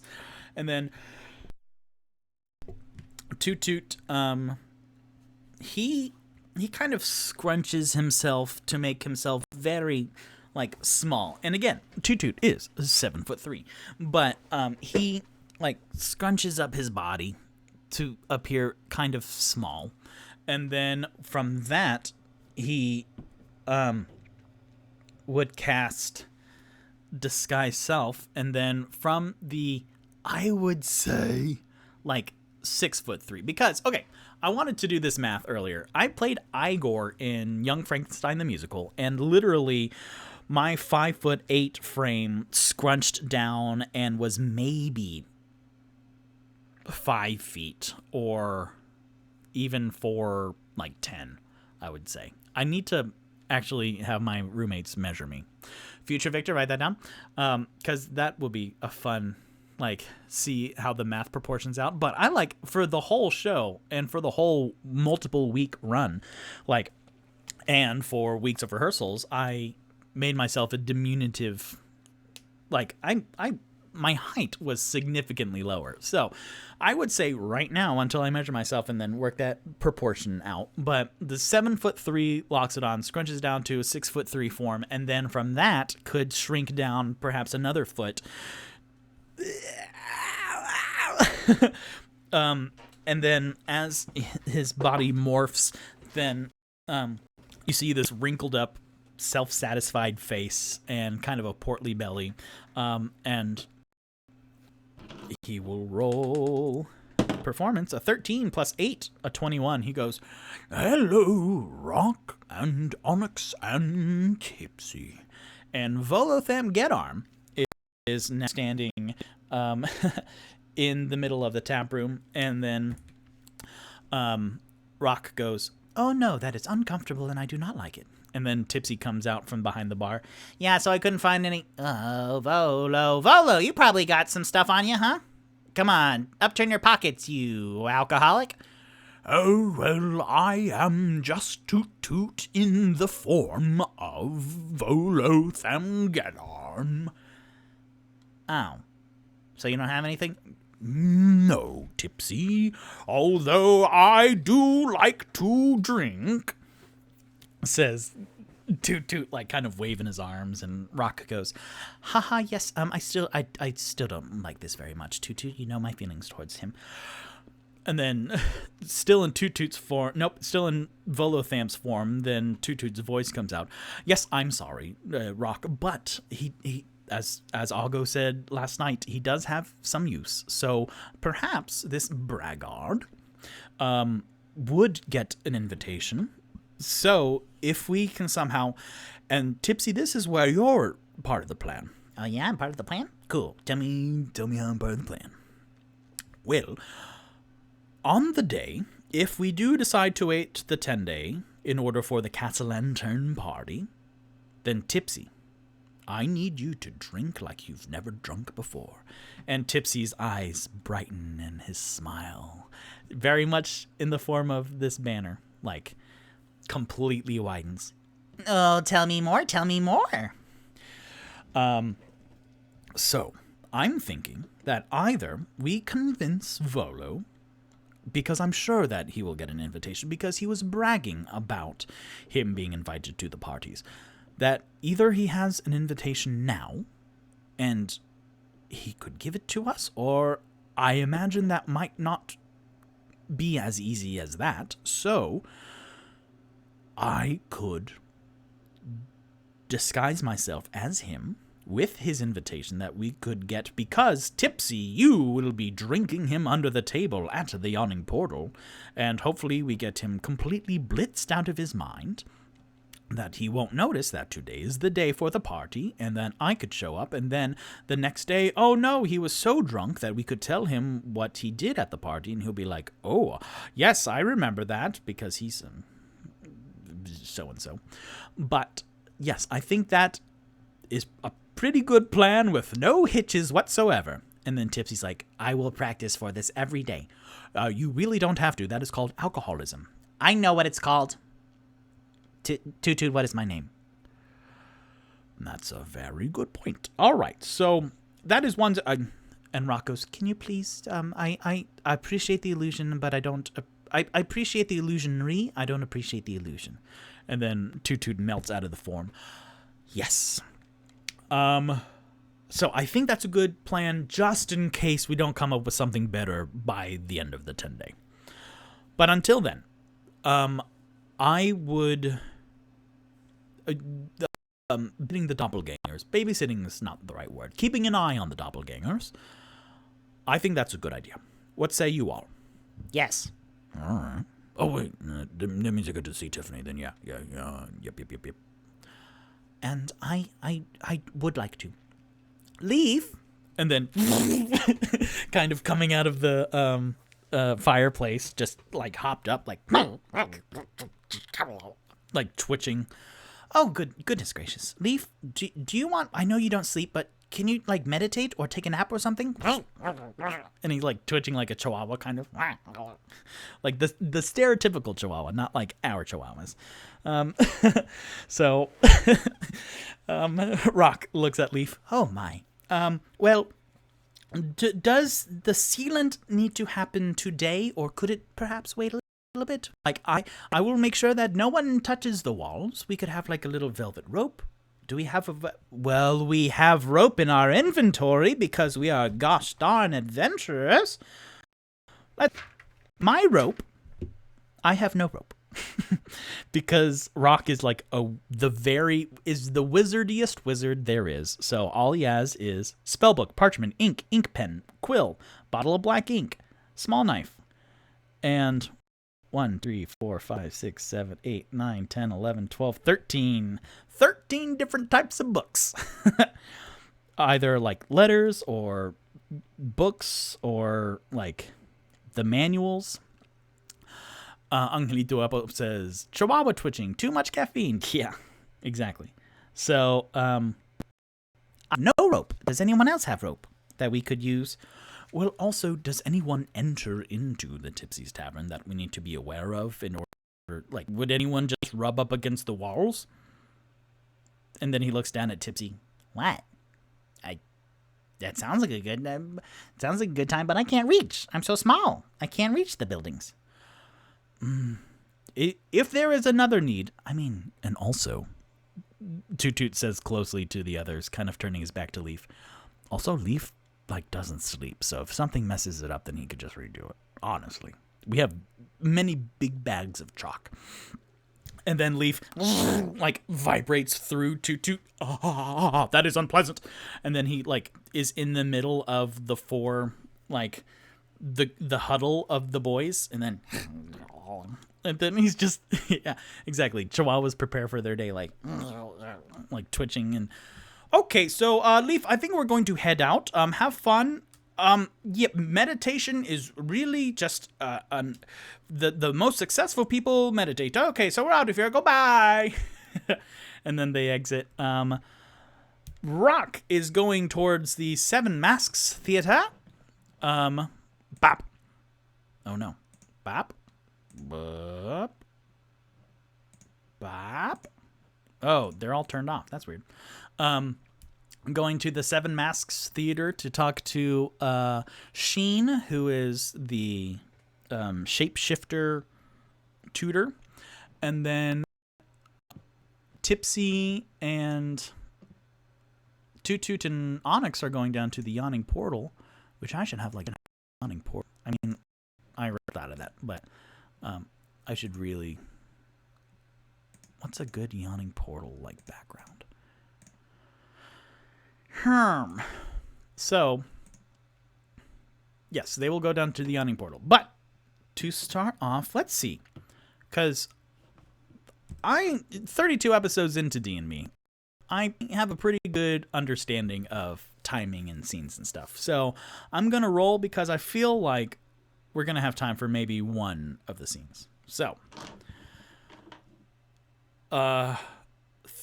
Seven Masks Theater has 4 E's altogether. So that'll be even, and then the portal will be odd. 7 odd. So, the Yawning Portal. Onyx, always excited. Get out of here. So, it is Spring Street Day. There we go. How cool. So, this is something that I have written in my notes elsewhere. But I have the Griffin Cavalry Rider up here. But, Mommy and Poppy, what other Easter eggs would you like to see in my background here? This is spring, like the street for spring. Oh my gosh, and I forgot to say something else. But, okay. But this is like the spring background. So let me know what other Easter eggs you'd like to see. Because I'm working on Spanish Moss Stash as like a tree visual. But And as the four boys decide to break off, literal Easter eggs. When is Easter? That's April, right? Or Sunday of... It's a Sunday. That's funny, though. Literal Easter egg. I do want to figure out what the origin of Easter egg, the term Easter egg is. Because I'm sure it's like hidden something with something inside it. The Crimson Bubble. Oh, that's very good. The Crimson Bubble. Future Victor will write that down in his notes tomorrow, but... Yeah, because, the convex crimson could just be like right here. The crimson convex, whatever. But as they agree that they're going to go, like, split off again, this time into Onyx, Toot-Toot, and Tipsy, and Roq, then as they're heading out of the Tipsy's Tavern, then they see, like, at the doorway, this... new art where it's very the Who's from Whoville. It's art of Tipsy and Onyx holding hands on the left side of the door frame and Roq and Toot-Toot holding hands on the other side of the door frame. And it's very much the Bahu Dores. Like when you exit out of the Tipsy's Tavern, then there are the four founders right there. And Tipsy walking by goes, "Oh, man. Hey, Onyx, hold my hand." I'm not going to do that. "No, here, hold my hand." And so then Onyx kind of, like, scurries out of the doorway, and then Tipsy's going behind him. "Hold my hand! Be comfortable with your sexuality!" And then, that's the commotion leading out of the door. And then Roq looks to Toot-Toot. That's very sweet. I think it's... Roq, would you do me the honor?" And then he extends his hand downwards, and then Roq goes, "Yes, I would be happy to." And so then they hold hands, and then they kind of, "Oh, well, you're quite big, and I don't think both of us can leave it." Yeah, nope, that was a poor planning on my part. Do you want to go first, or do you? No, well, please go ahead. No, I insist. Well, okay. Oh, boy. I know you're 7'3" tall, but how wide are you? Okay, now. And so then Roq kind of squeezes out of the thing. And then both of them, the moment's gone because they tried to squeeze through the door. But there's like cartoon versions of them holding hands right at the, like, when you exit out of the Tipsy's Tavern, like, hey. Friend of the show, Ian Liano, has some great Whoville art, but it's Doctor Who. So it's all of the doctors holding hands around the TARDIS Christmas tree. And the Doctor Who dog, robot dog, is Max, and it's very good. So imagine that. If you don't know what I'm not looking about, if you don't know what I'm talking about, go to Ian Liano's website and stuff, and then also Geek Orthodox. So he'll do the art for the show. Ian, that'd be really cool. You don't have to do the whole stained glass of like D&Me yet. But no. K9. There we go. Dodie or something with the nerdy reference. And then also in the chat, Dodie or something says, "With the three guys in the window." Yes, tax, shipping, and handling, the three red kobolds, just like right up against. I mean, this is a good window front right here. And I had to blur that out because it's an actual store. So this might be the Crimson Convex right here. And then I won't have to figure out what the heck it's called every time. I could just go whoop, and then it's right there. Awesome. That's cool. Victor, just when you thought you were done arting for the week. No, I mean, look at it. Look at that arm hair. Look at the Gazer's helmet, and then it's so great. I love this show. And yay, no mic popping so far. Little persnickety so-and-so. Anyways, so Tipsy, Onyx, and Toot-Toot are walking down toward the yawning portal. Tipsy finally... Well, no, we're going to have a contest to see if Tipsy eventually grabs Onyx's hand. Just walking down the street because they have blocks to figure that out. Oh, boy. Tipsy rolled a 3. Onyx rolled a 6. So as much... neither of them are doing it very well because also it's kind of early in the morning. But Tipsy's Give me, I want that hand. No. Give me that hand. And then Tipsy goes around to the other side, and then Onyx, stop. No. No. Toot-Toot. I'm going to let this one play itself out. No, they're my hands. Give them up. Come here, you little big lug. Stop. And then I'll roll to see if Toot-Toot, because Onyx is saying stop. With a 16, Tipsy, Onyx is saying stop. You have to respect that. Yeah, okay. Toot-Toot, you want to hold hands? Well, sure, little buddy. And so then Toot-Toot reaches down, and Tipsy, very much like a kid, is walking. I mean, this is kind of nice, huh? I'm enjoying it. And then Onyx is, I'm going to hold hands. Oh, gosh. Man, what a surprise hit Onyx is. He's so funny. Anyways, so then...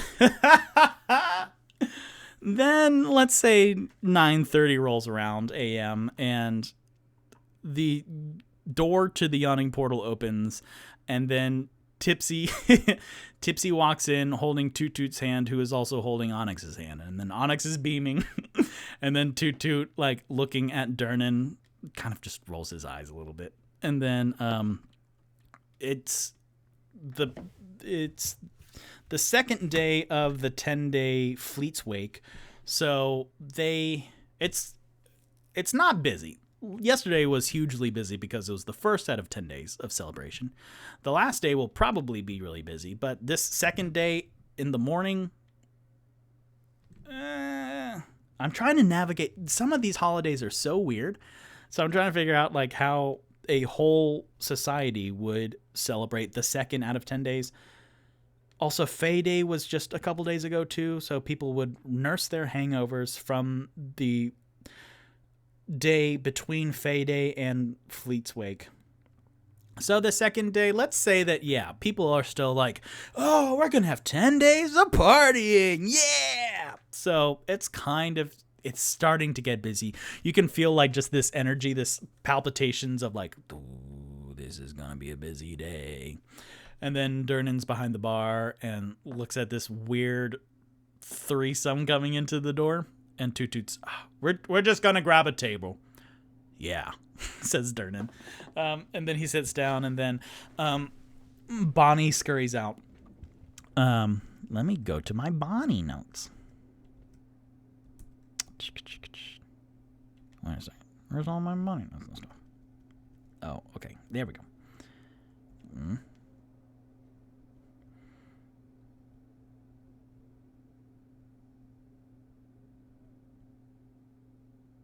Oh, okay.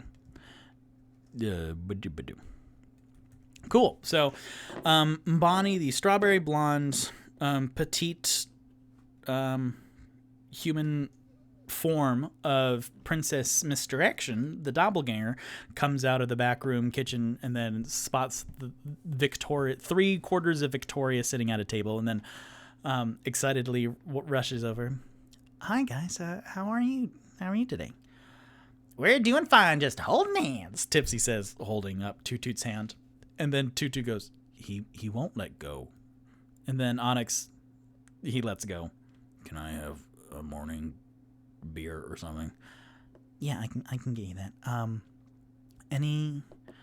Before things get busy, like, is there any progress or update? Well, and then Toot-Toot kind of updates her on what they found so far in the Sea Ward and the 2 poor attempts at planning the Plaza Gralhund, of scouting out. Yeah, sure. Of staking out the Plaza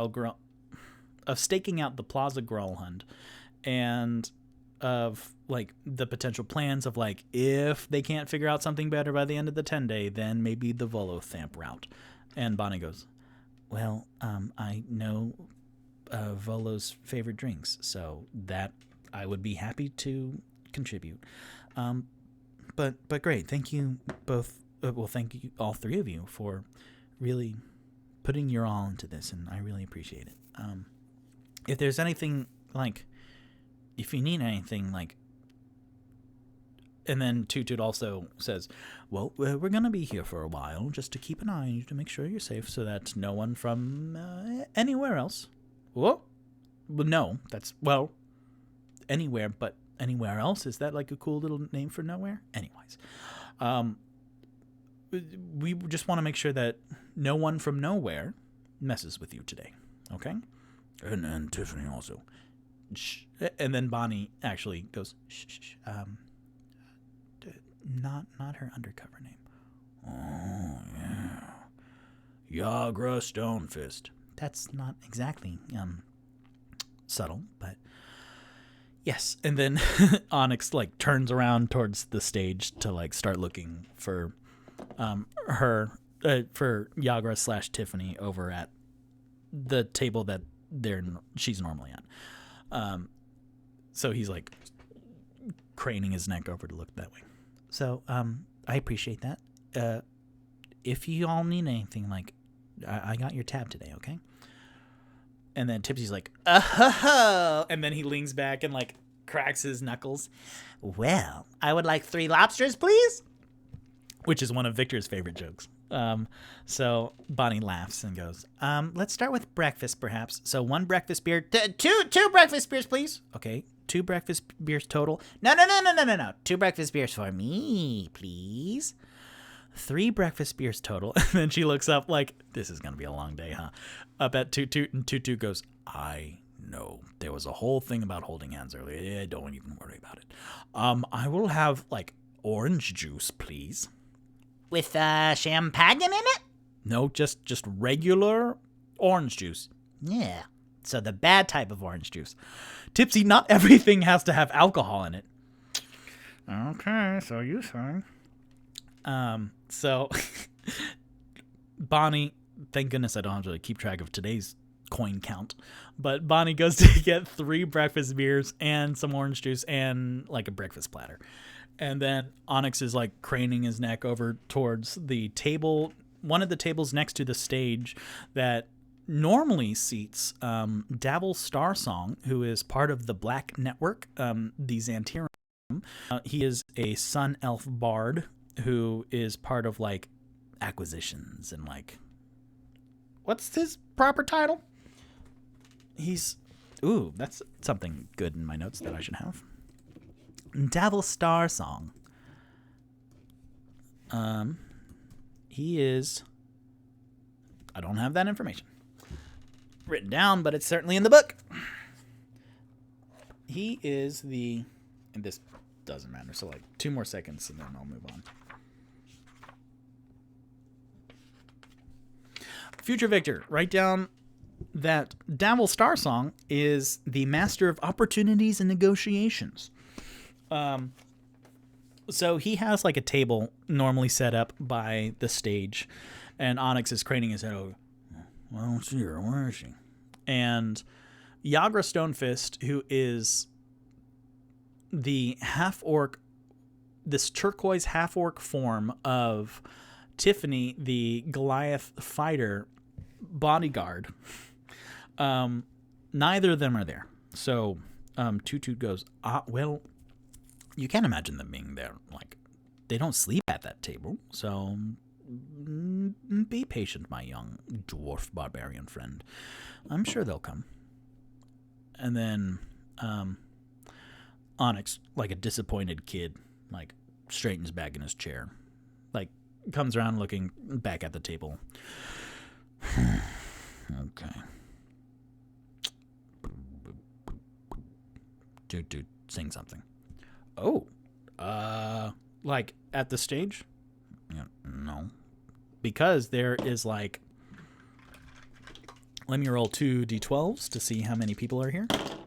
That is a 1 and a 6, so like 7 people.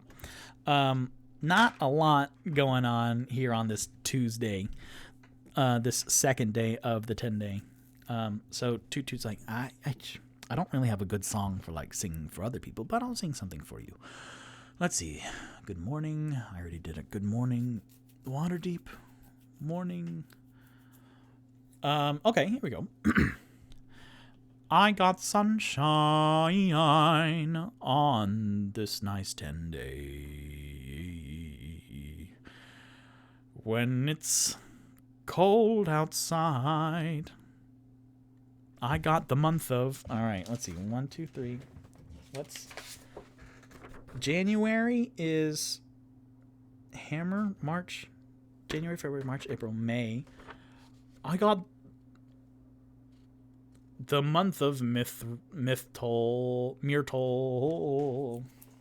Well, I guess you'd say Tiffany's walking this way. Huh? And then Onyx looks around his shoulder, and then he doesn't see anything, and then Tipsy. That was funny. That's a practical joke. Man, I should do that. All right. And then he, like, pretends to write down, like, that as a practical joke, as if that was really funny.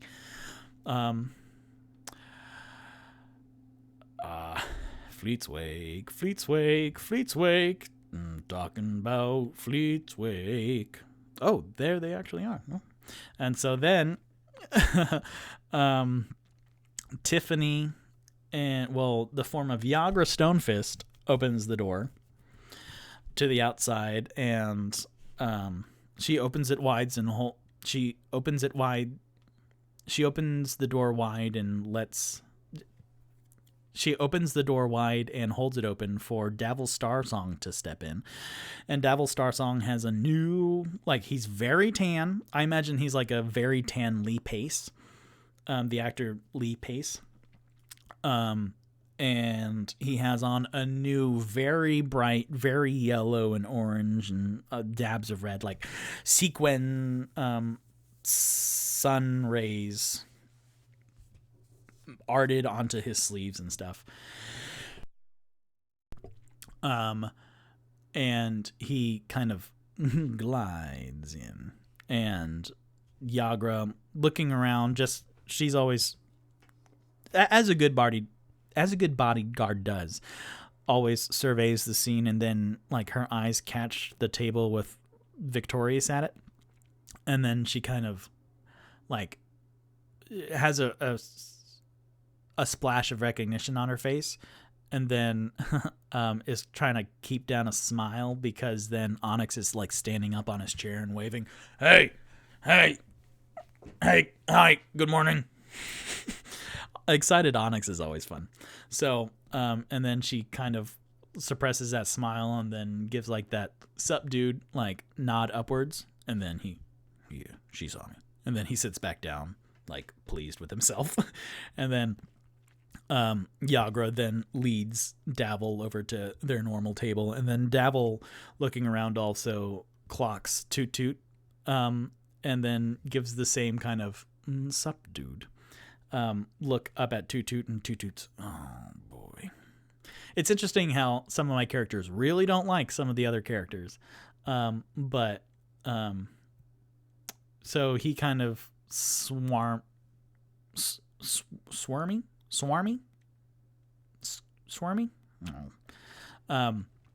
slimily nods at Toot-Toot, and Toot-Toot, oh, hello, Davil Starsong, yes, there you are, you prick. And then he glides over to his table and kind of sets up shop. And then, let's see. Cool, I have, a couple more notes here. Timing wise, look at that. It's almost 9. So we have half an hour left. And so after a little bit, then the breakfast beers come out, and the orange juice and the breakfast platter. And maybe half an hour in, then more people start filing in, and then the noise level starts raising, and you can tell it's going to be a busy, boisterous day. And then after a little bit, Yagra actually comes to the table, and this light turquoise skinned half orc comes up and saddles up next to the table. She pulls out her own chair, sits she sits in it like backwards, like a cool youth pastor almost, like a, hey kids, so you know what? Don't do drugs. So she pulls up the chairs down and, hey guys, what's going on? And then Onyx perks up. Hey. Yeah, hey. Good morning. So, what's then her voice lowers. So what's good? And then, well, let's roll for it. So I'm gonna have everyone do like a stealth check to talk in the growing din of the yawning portal, but Bonnie said to maybe keep it on the down low of what's going on. So Tipsy rolls a 12 plus a 10 because he has plus 10 stealth, which is great. 22. Onyx rolls an 11 and a 0, which is hilarious. Yagra, so 22, 11. Yagra rolls a 13 plus 0 stealth. 22, 11, 13, and then Toot-Toot rolls a 19 plus 3, so a 22. Great, 2 22s, an 11, and a 13. So Toot-Toot, can he do this? With his trunk, kind of goes near Yagra's ear and like is talking very quietly through his trunk. I don't think that's how elephants work, but that's a fun mechanic for a 22. So yeah, very cartoony. Like, yeah, you see the lips of the trunk. So what we found out so far is, and then he informs her of, again, the circumstances with circumstance and the Plaza Gralhund and the maybe future plans and stuff. And Yagra goes, okay, well, I've been keeping my ear open also with the Black Network, and with a 14 that I just rolled, yeah, I could. Angelito Apo says, yeah, Toot-Toot trunk. Yeah, like I could ask Dowell Starsong, because he's the master of opportunities and negotiations, maybe for an invitation also, or the Black Network altogether, but I would rather not do that. But Volo sounds like fun. And then Tipsy's like, yeah, it does. And then Onyx looks over at Tipsy. Yeah, it does.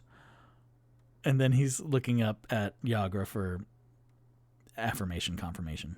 Then Yagra kind of,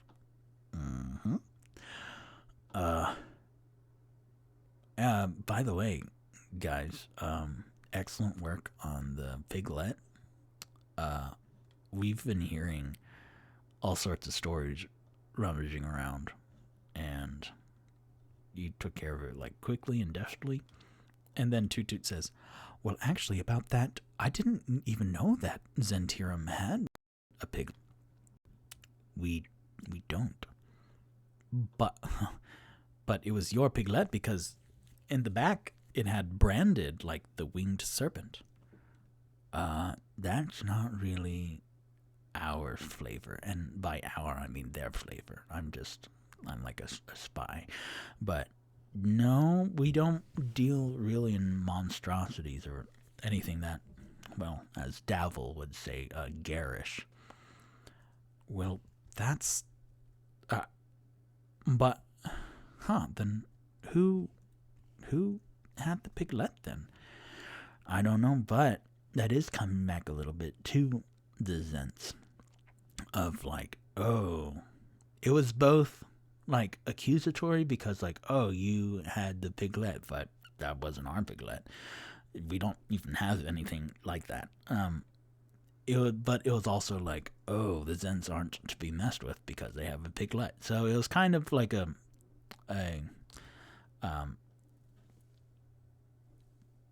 bad. There's no such thing as bad publicity. But, and then Toot-Toot goes, well, that's a conundrum. But this is interesting because, says the lips at the end of his trunk, because we have 2 informants with the 2 bad groups of Waterdeep. We have you with the Zentirum, and then Onyx goes, yeah, with his 11, and then Yagra goes, shush, come on, man, with her 13, and then Tipsy's just drinking and eating, so that's what's keeping him quiet with the 22. But then Toot-Toot continues, but also we have an inside man, a mole, if you will, with the Xanathar Guild. Oh yeah? Yes, we do. He should I say his name? And then Yagra shrugs like, if not, then that's plausible deniability. Very good point. So, yes, we have an individual in the Xanathar Guild. So that's quite clever. Aren't we doing good,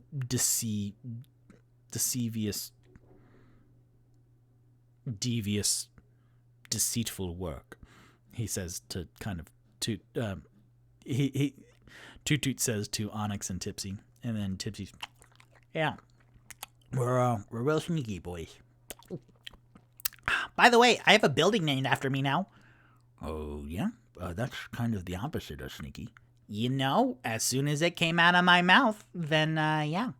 But I have a +10 stealth, a +10 stealth, a +7 sleight of hand, a +8 perception, a +8 animal handling, and +10 acrobatics, so I'm good. Oh, and a +7 dexterity saving throws. Try and punch me. Okay. So Yagra will try and punch Tipsy with an 18. Oh, but then this this is perfect because I've never done this before, I don't think. Tipsy with his uncanny dodge uses reaction to halve damage when an attacker you see hits you.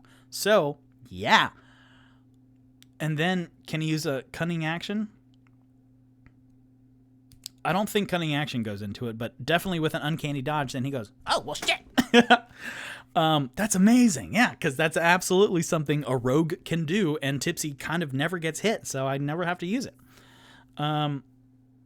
So, reaction, he uses his reaction to do uncanny dodge, which is half of the damage when an attacker you can see hits you. He can absolutely see Tiffany's giant blue fist coming right at him. Hey. So, with a 18 plus a lot to Tipsy's 17 armor class, then what is the punch? What is Onyx's unarmed strike? That's 5 bludgeoning. Let's roll 2d6s, because why the hell not? Look how beautiful they are. And look, blue. Like, this was the blue that Yagra used to hit. So 2d6 against Tipsy.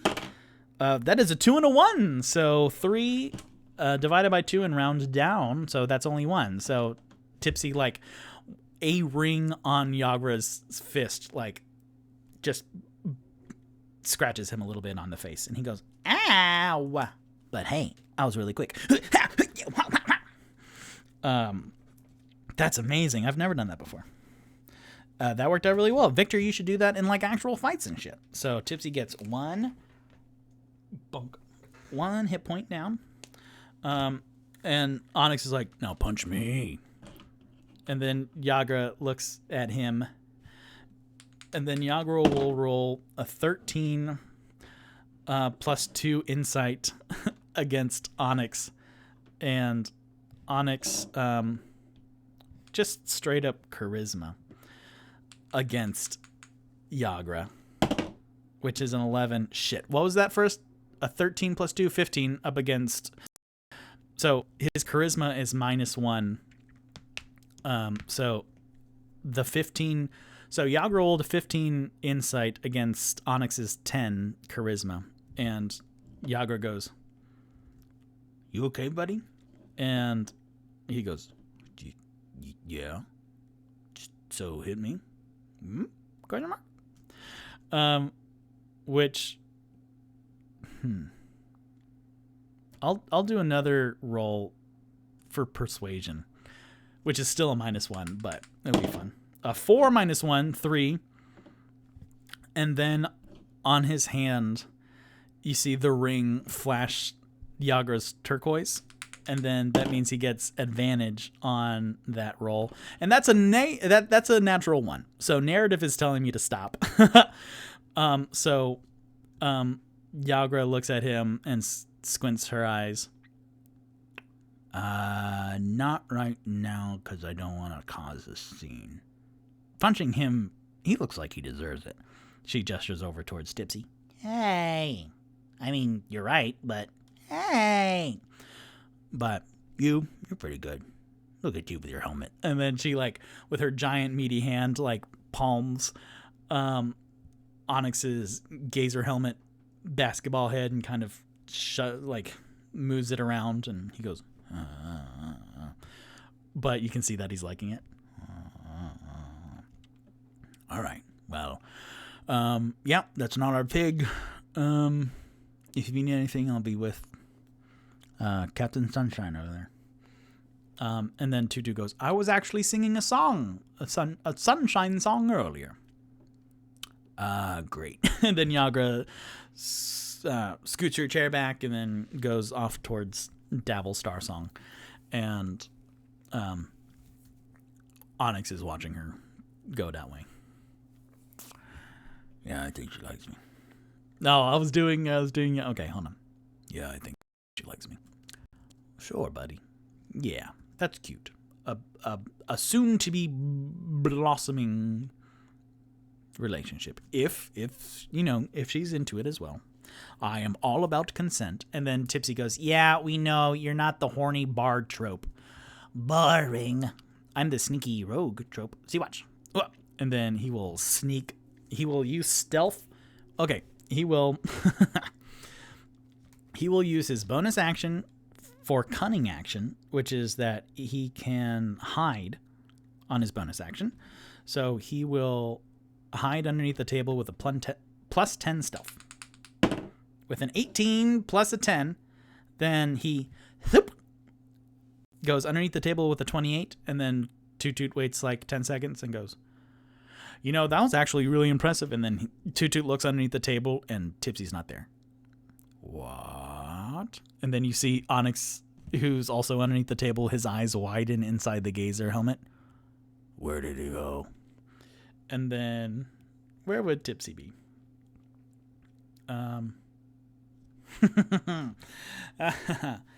So then you hear, Hello, the yachting portal. My name is Tipsy Bottle Opener, and I am here. I would like to invite a very special person on stage. You might have seen him sing here earlier. But if we could put your hands together for the musical stylings of Toot-Toot the Loxodon Bard. And then at the stage, then Tipsy has grabbed onto the mic, and it's 11, I would say now, probably. Then everyone's heads turn towards Toot-Toot, and Toot-Toot emerges from the table going, oh, okay. Well, it's all right. And then excitedly, he goes through the crowd, and then excitedly people like clap his back and go, oh, hey, big old elephant man, you gonna do some music with your trunk? It's called trumpeting, and Loxodons only do it when we're excited and then he's like, I don't actually care. So then Toot-Toot goes up on stage. Tipsy, this is a good practical joke. Yeah, I know, right? Now go do the thing you love, buddy. All right. I don't. What's another sunshine? Okay, here we go. Sunshine, lollipops, and rainbows everywhere. It's wonderful. There's something I can. We're together, brighter than a lucky penny or copper when you're near me. Something, everything. Just to know that you are mine. Toot, toot, toot, toot, toot, toot, toot.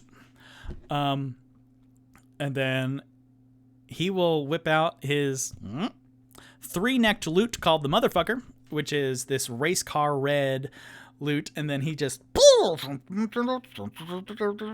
then starts playing on it, and then let's see how well he does. 3 plus 8 performance. Oh no. So Toot-Toot with an 11 is not proficient in strings. So this was a little bit of a risk that I did and did not pay off. So Toot-Toot confidently singing this like upbeat tempo, then he comes out and okay. When you're near me and with you fine, just to know that you are mine. Cling, clang, clang. And then plucks badly at the 3-necked lute, and then you hear from the audience, no, this isn't great. And then he's like, oh no, hold on.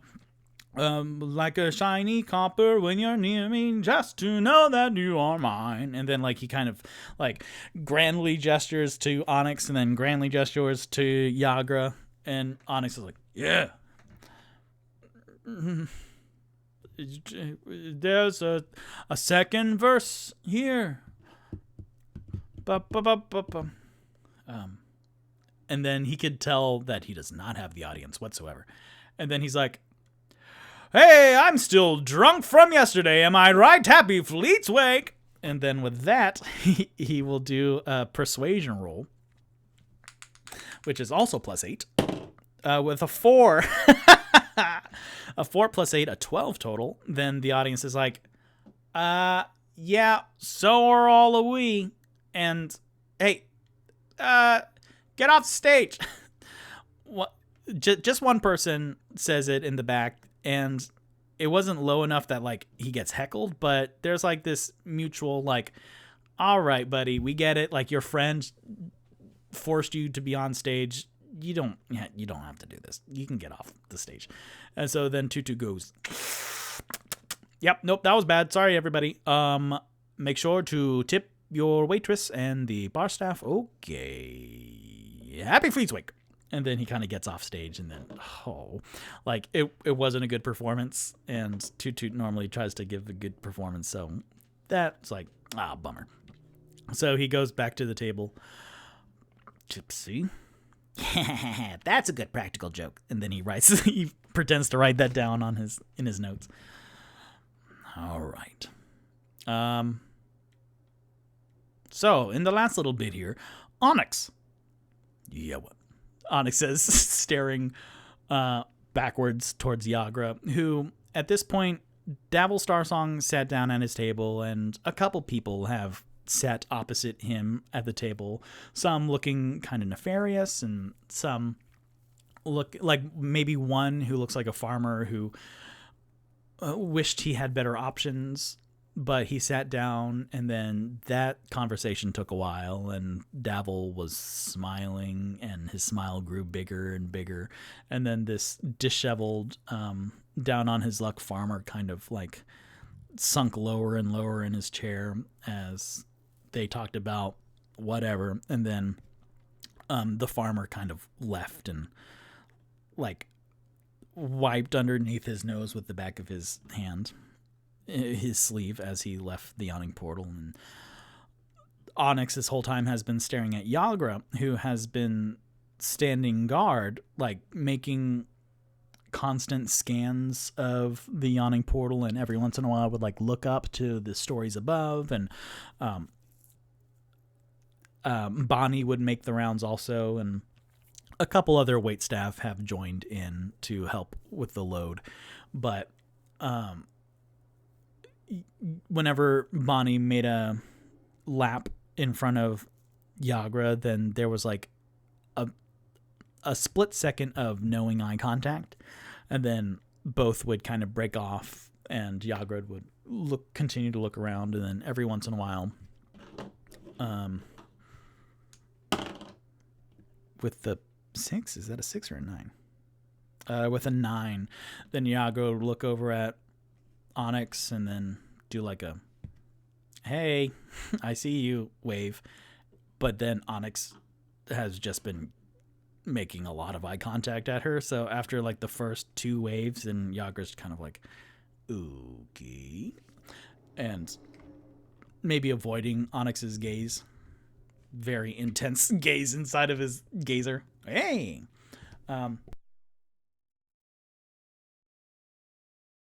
So Toot-Toot says, Onyx. Yeah, what? Did you really meet Umberly? Do what now? The sea goddess. You mentioned earlier that you might have met Umberly? Oh, yeah. And so then Onyx faces the table again. I might have. But gods are kind of tricky because sometimes they come to you in like humanoid form. Like they're sometimes just a regular person and they're like, hey, I'm a god. But then sometimes another regular person just comes up and says they're a god. So, like, how do you know which one's an actual god? That's a pretty good point. So, I might have met her, but I don't know. I don't really believe in the gods, except for one. Which one? The Raven Queen. The Raven Queen. That one is like a mistress of death. Is that correct? Yeah. Why do you have a story about that? Well, I met her and I kind of worked for her for a little bit. You did what now? Yeah, wait, what? Yeah, I met her. And then she like recruited me and my previous adventuring party to like go across the land and gather the black shards of something. I don't know. Oh. Well, all right then. Tipsy, did you meet any gods or goddesses? No, I met a big old dragon a couple times or something. A couple dragons a couple times. But I don't think any gods. Yet. I don't know. And then Toot-Toot, yeah, I don't think I've met a god either, so... Onyx, how long were you out on sea? I did 7 years on a boat, or a ship, actually, so... He says after drinking his breakfast beer. This, he takes out his ice anchor, is actually from my first ship that I was a part of. Oh, really? What is the name of that ship? I don't remember. It wasn't in my notes. Let's make up a name, huh? Onyx's first ship was called Good Tides. It's a pretty good name for a ship. Yeah. So this came from for Good Tides. And then he like pats the ice anchor and some frost coughs off of it. Yeah. Well, do you have any fun sea stories?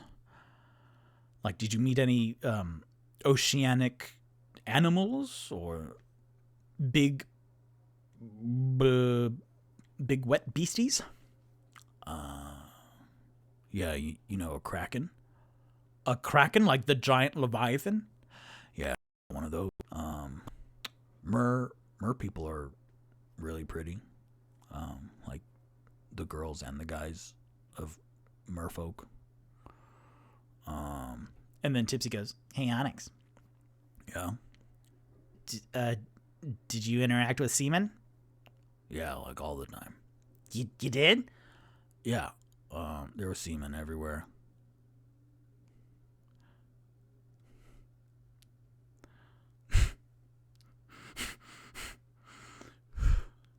Yeah, I have it written down.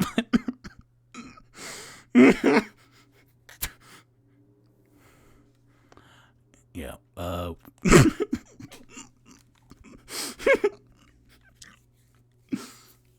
shit. We would have to swab the decks. Oh, fuck. Yeah, we would have to swab the decks all the time because semen was all over the place. Onyx, are you really not hearing that? What? Semen. Because they're... Oh, it sounds like semen. Hey! And then Onyx kind of stands up, and then Tipsy... and then he disappears off into the crowd. Hey, that sounded like semen. Oh my gosh. Oh man, that's funny. That was like another time in episode 9, which I am editing the podcast stuff now, that reminded me of when I came up with the name of the Bandaged Bandit on the spot, and it was Ban. So Toot-Toot had to say, Ban the Bandaged Bandit. And it was very funny. So, do I have a cute little epilogue here for the last 7 minutes? Yeah, sure. So, while Onyx... Well, shoot, let me roll for ding dang something, huh? Cool. With all of those numbers, a 17, 11, and a 3, but Toot-Toot and Tipsy and Onyx were keeping an eye out, and Dodie or something said, that tickled you delightful. And Tipsy and Toot-Toot and Onyx were keeping an eye out, but no one besides just regular drunk people were harassing Bonnie or Yagra this whole time. And then we cut over towards the Seven Masks Theater, where Roq swishes upwards and knocks on these elaborate, ornate, gilded doors into the theater. And after a couple minutes, then out comes this really large woman who's has a whole scrunched up face and just one eye peering out. The other one's shut closed, and just a big old gut spilling over, and like really big fatty arms. And she opens up the door and stares up at Roq, and Roq goes, "Oh, yes, hello. I'm here to see one of the actors, please." And then the woman holds up her hand to her ear. "Oh, yes, excuse me, sorry. I am here to visit one of the actors, if I may, if they are here." And then the lady removes her hand and then goes to the other ear and makes a lot of facial expressions at Roq, of making kind of a big deal out of it. And then Roq goes, "Oh, excuse me. I was trying to see if Sheen was here, the actor, the thespian, the performer." And then she goes, "I'm just messing with you, boy. Come on in." And then Sheen, the shapeshifter tutor, Sheen's voice comes out of this very large, convincing woman, and Roq goes, "Oh, excuse me, you sound just like him." And Sheen goes, "Huh, real clever, I like it. Come on in, boy." And then, yeah. So then Roq goes inside the Seven Masks Theater, and the door closes behind him. And that's where we're going to end the episode. So, interesting stuff happening all around. Fun episode. Thank the gods that no mic pops. Yeah, the laptop's just delightfully quiet now. I don't know what... Anyways, that is for future Victor to figure out. Thank you so much for watching, for joining us here for episode 32. I'm Victor Rivera, and this is D&Me, where I play D&D with myself. I stream Wednesday nights on Twitch at 7 p.m. Eastern Standard Time, and I upload the video the following morning, Thursdays, on my YouTube page. Today's show will be up tomorrow, Thursday, which is March 24th. Yay, good. Yeah. March 24th, and next week's episode will be live Wednesday, March 30th. Y'all, it's a quarter of the way through 2022 already? What? How? Wait, why? What? Time. D&Me is wonderful because, like, as an actor's life, there's a lot of time in between auditions. So my life, in addition to acting, was filling that time up with, like, reading books or watching TV or movies or doing stuff off of my 500 list. But since D&Me happened almost 8 months ago, then, like, my time has just been D&Me, doing D&Me, and, like, it both makes time crawl by of just me working on all my projects, but then also fly by because I'm like, it's already a quarter of the way through 2020, which is absolutely bonkers. So thank you very much for helping make that time fly, audience. You can find me on Twitch and YouTube and Facebook and Instagram and Twitter and stuff, where on my link tree, click linktr.ee/DnMeAdventures and like gnome. And, Roq gets to roll tonight. Well, gets to give the outro because Toot-Toot, Onyx, and Tipsy already went. So, Roq, take the wheel. Hello, thank you. I am Roq the Half-Orc Wizard, Roq the Purple. Here, watch. I'm gonna cast invisibility, which I should have done twice before, for Plaza Gralhund. Ready? Okay. Close your eyes. Okay, now open them. Okay. Hello, good night. I am invisible. No, that reminds me of Mystery Men. I thought about this the other day. Mystery Men, where Kel, the actor who played Kel, was the invisible lad or invisible boy or something, but he could only be invisible when no one was looking at him, which I thought was clever, really clever. And then last night I finished rereading the Phantom Tollbooth, and that was the most clever book I've ever read. So a lot of good stuff. So yes, good night.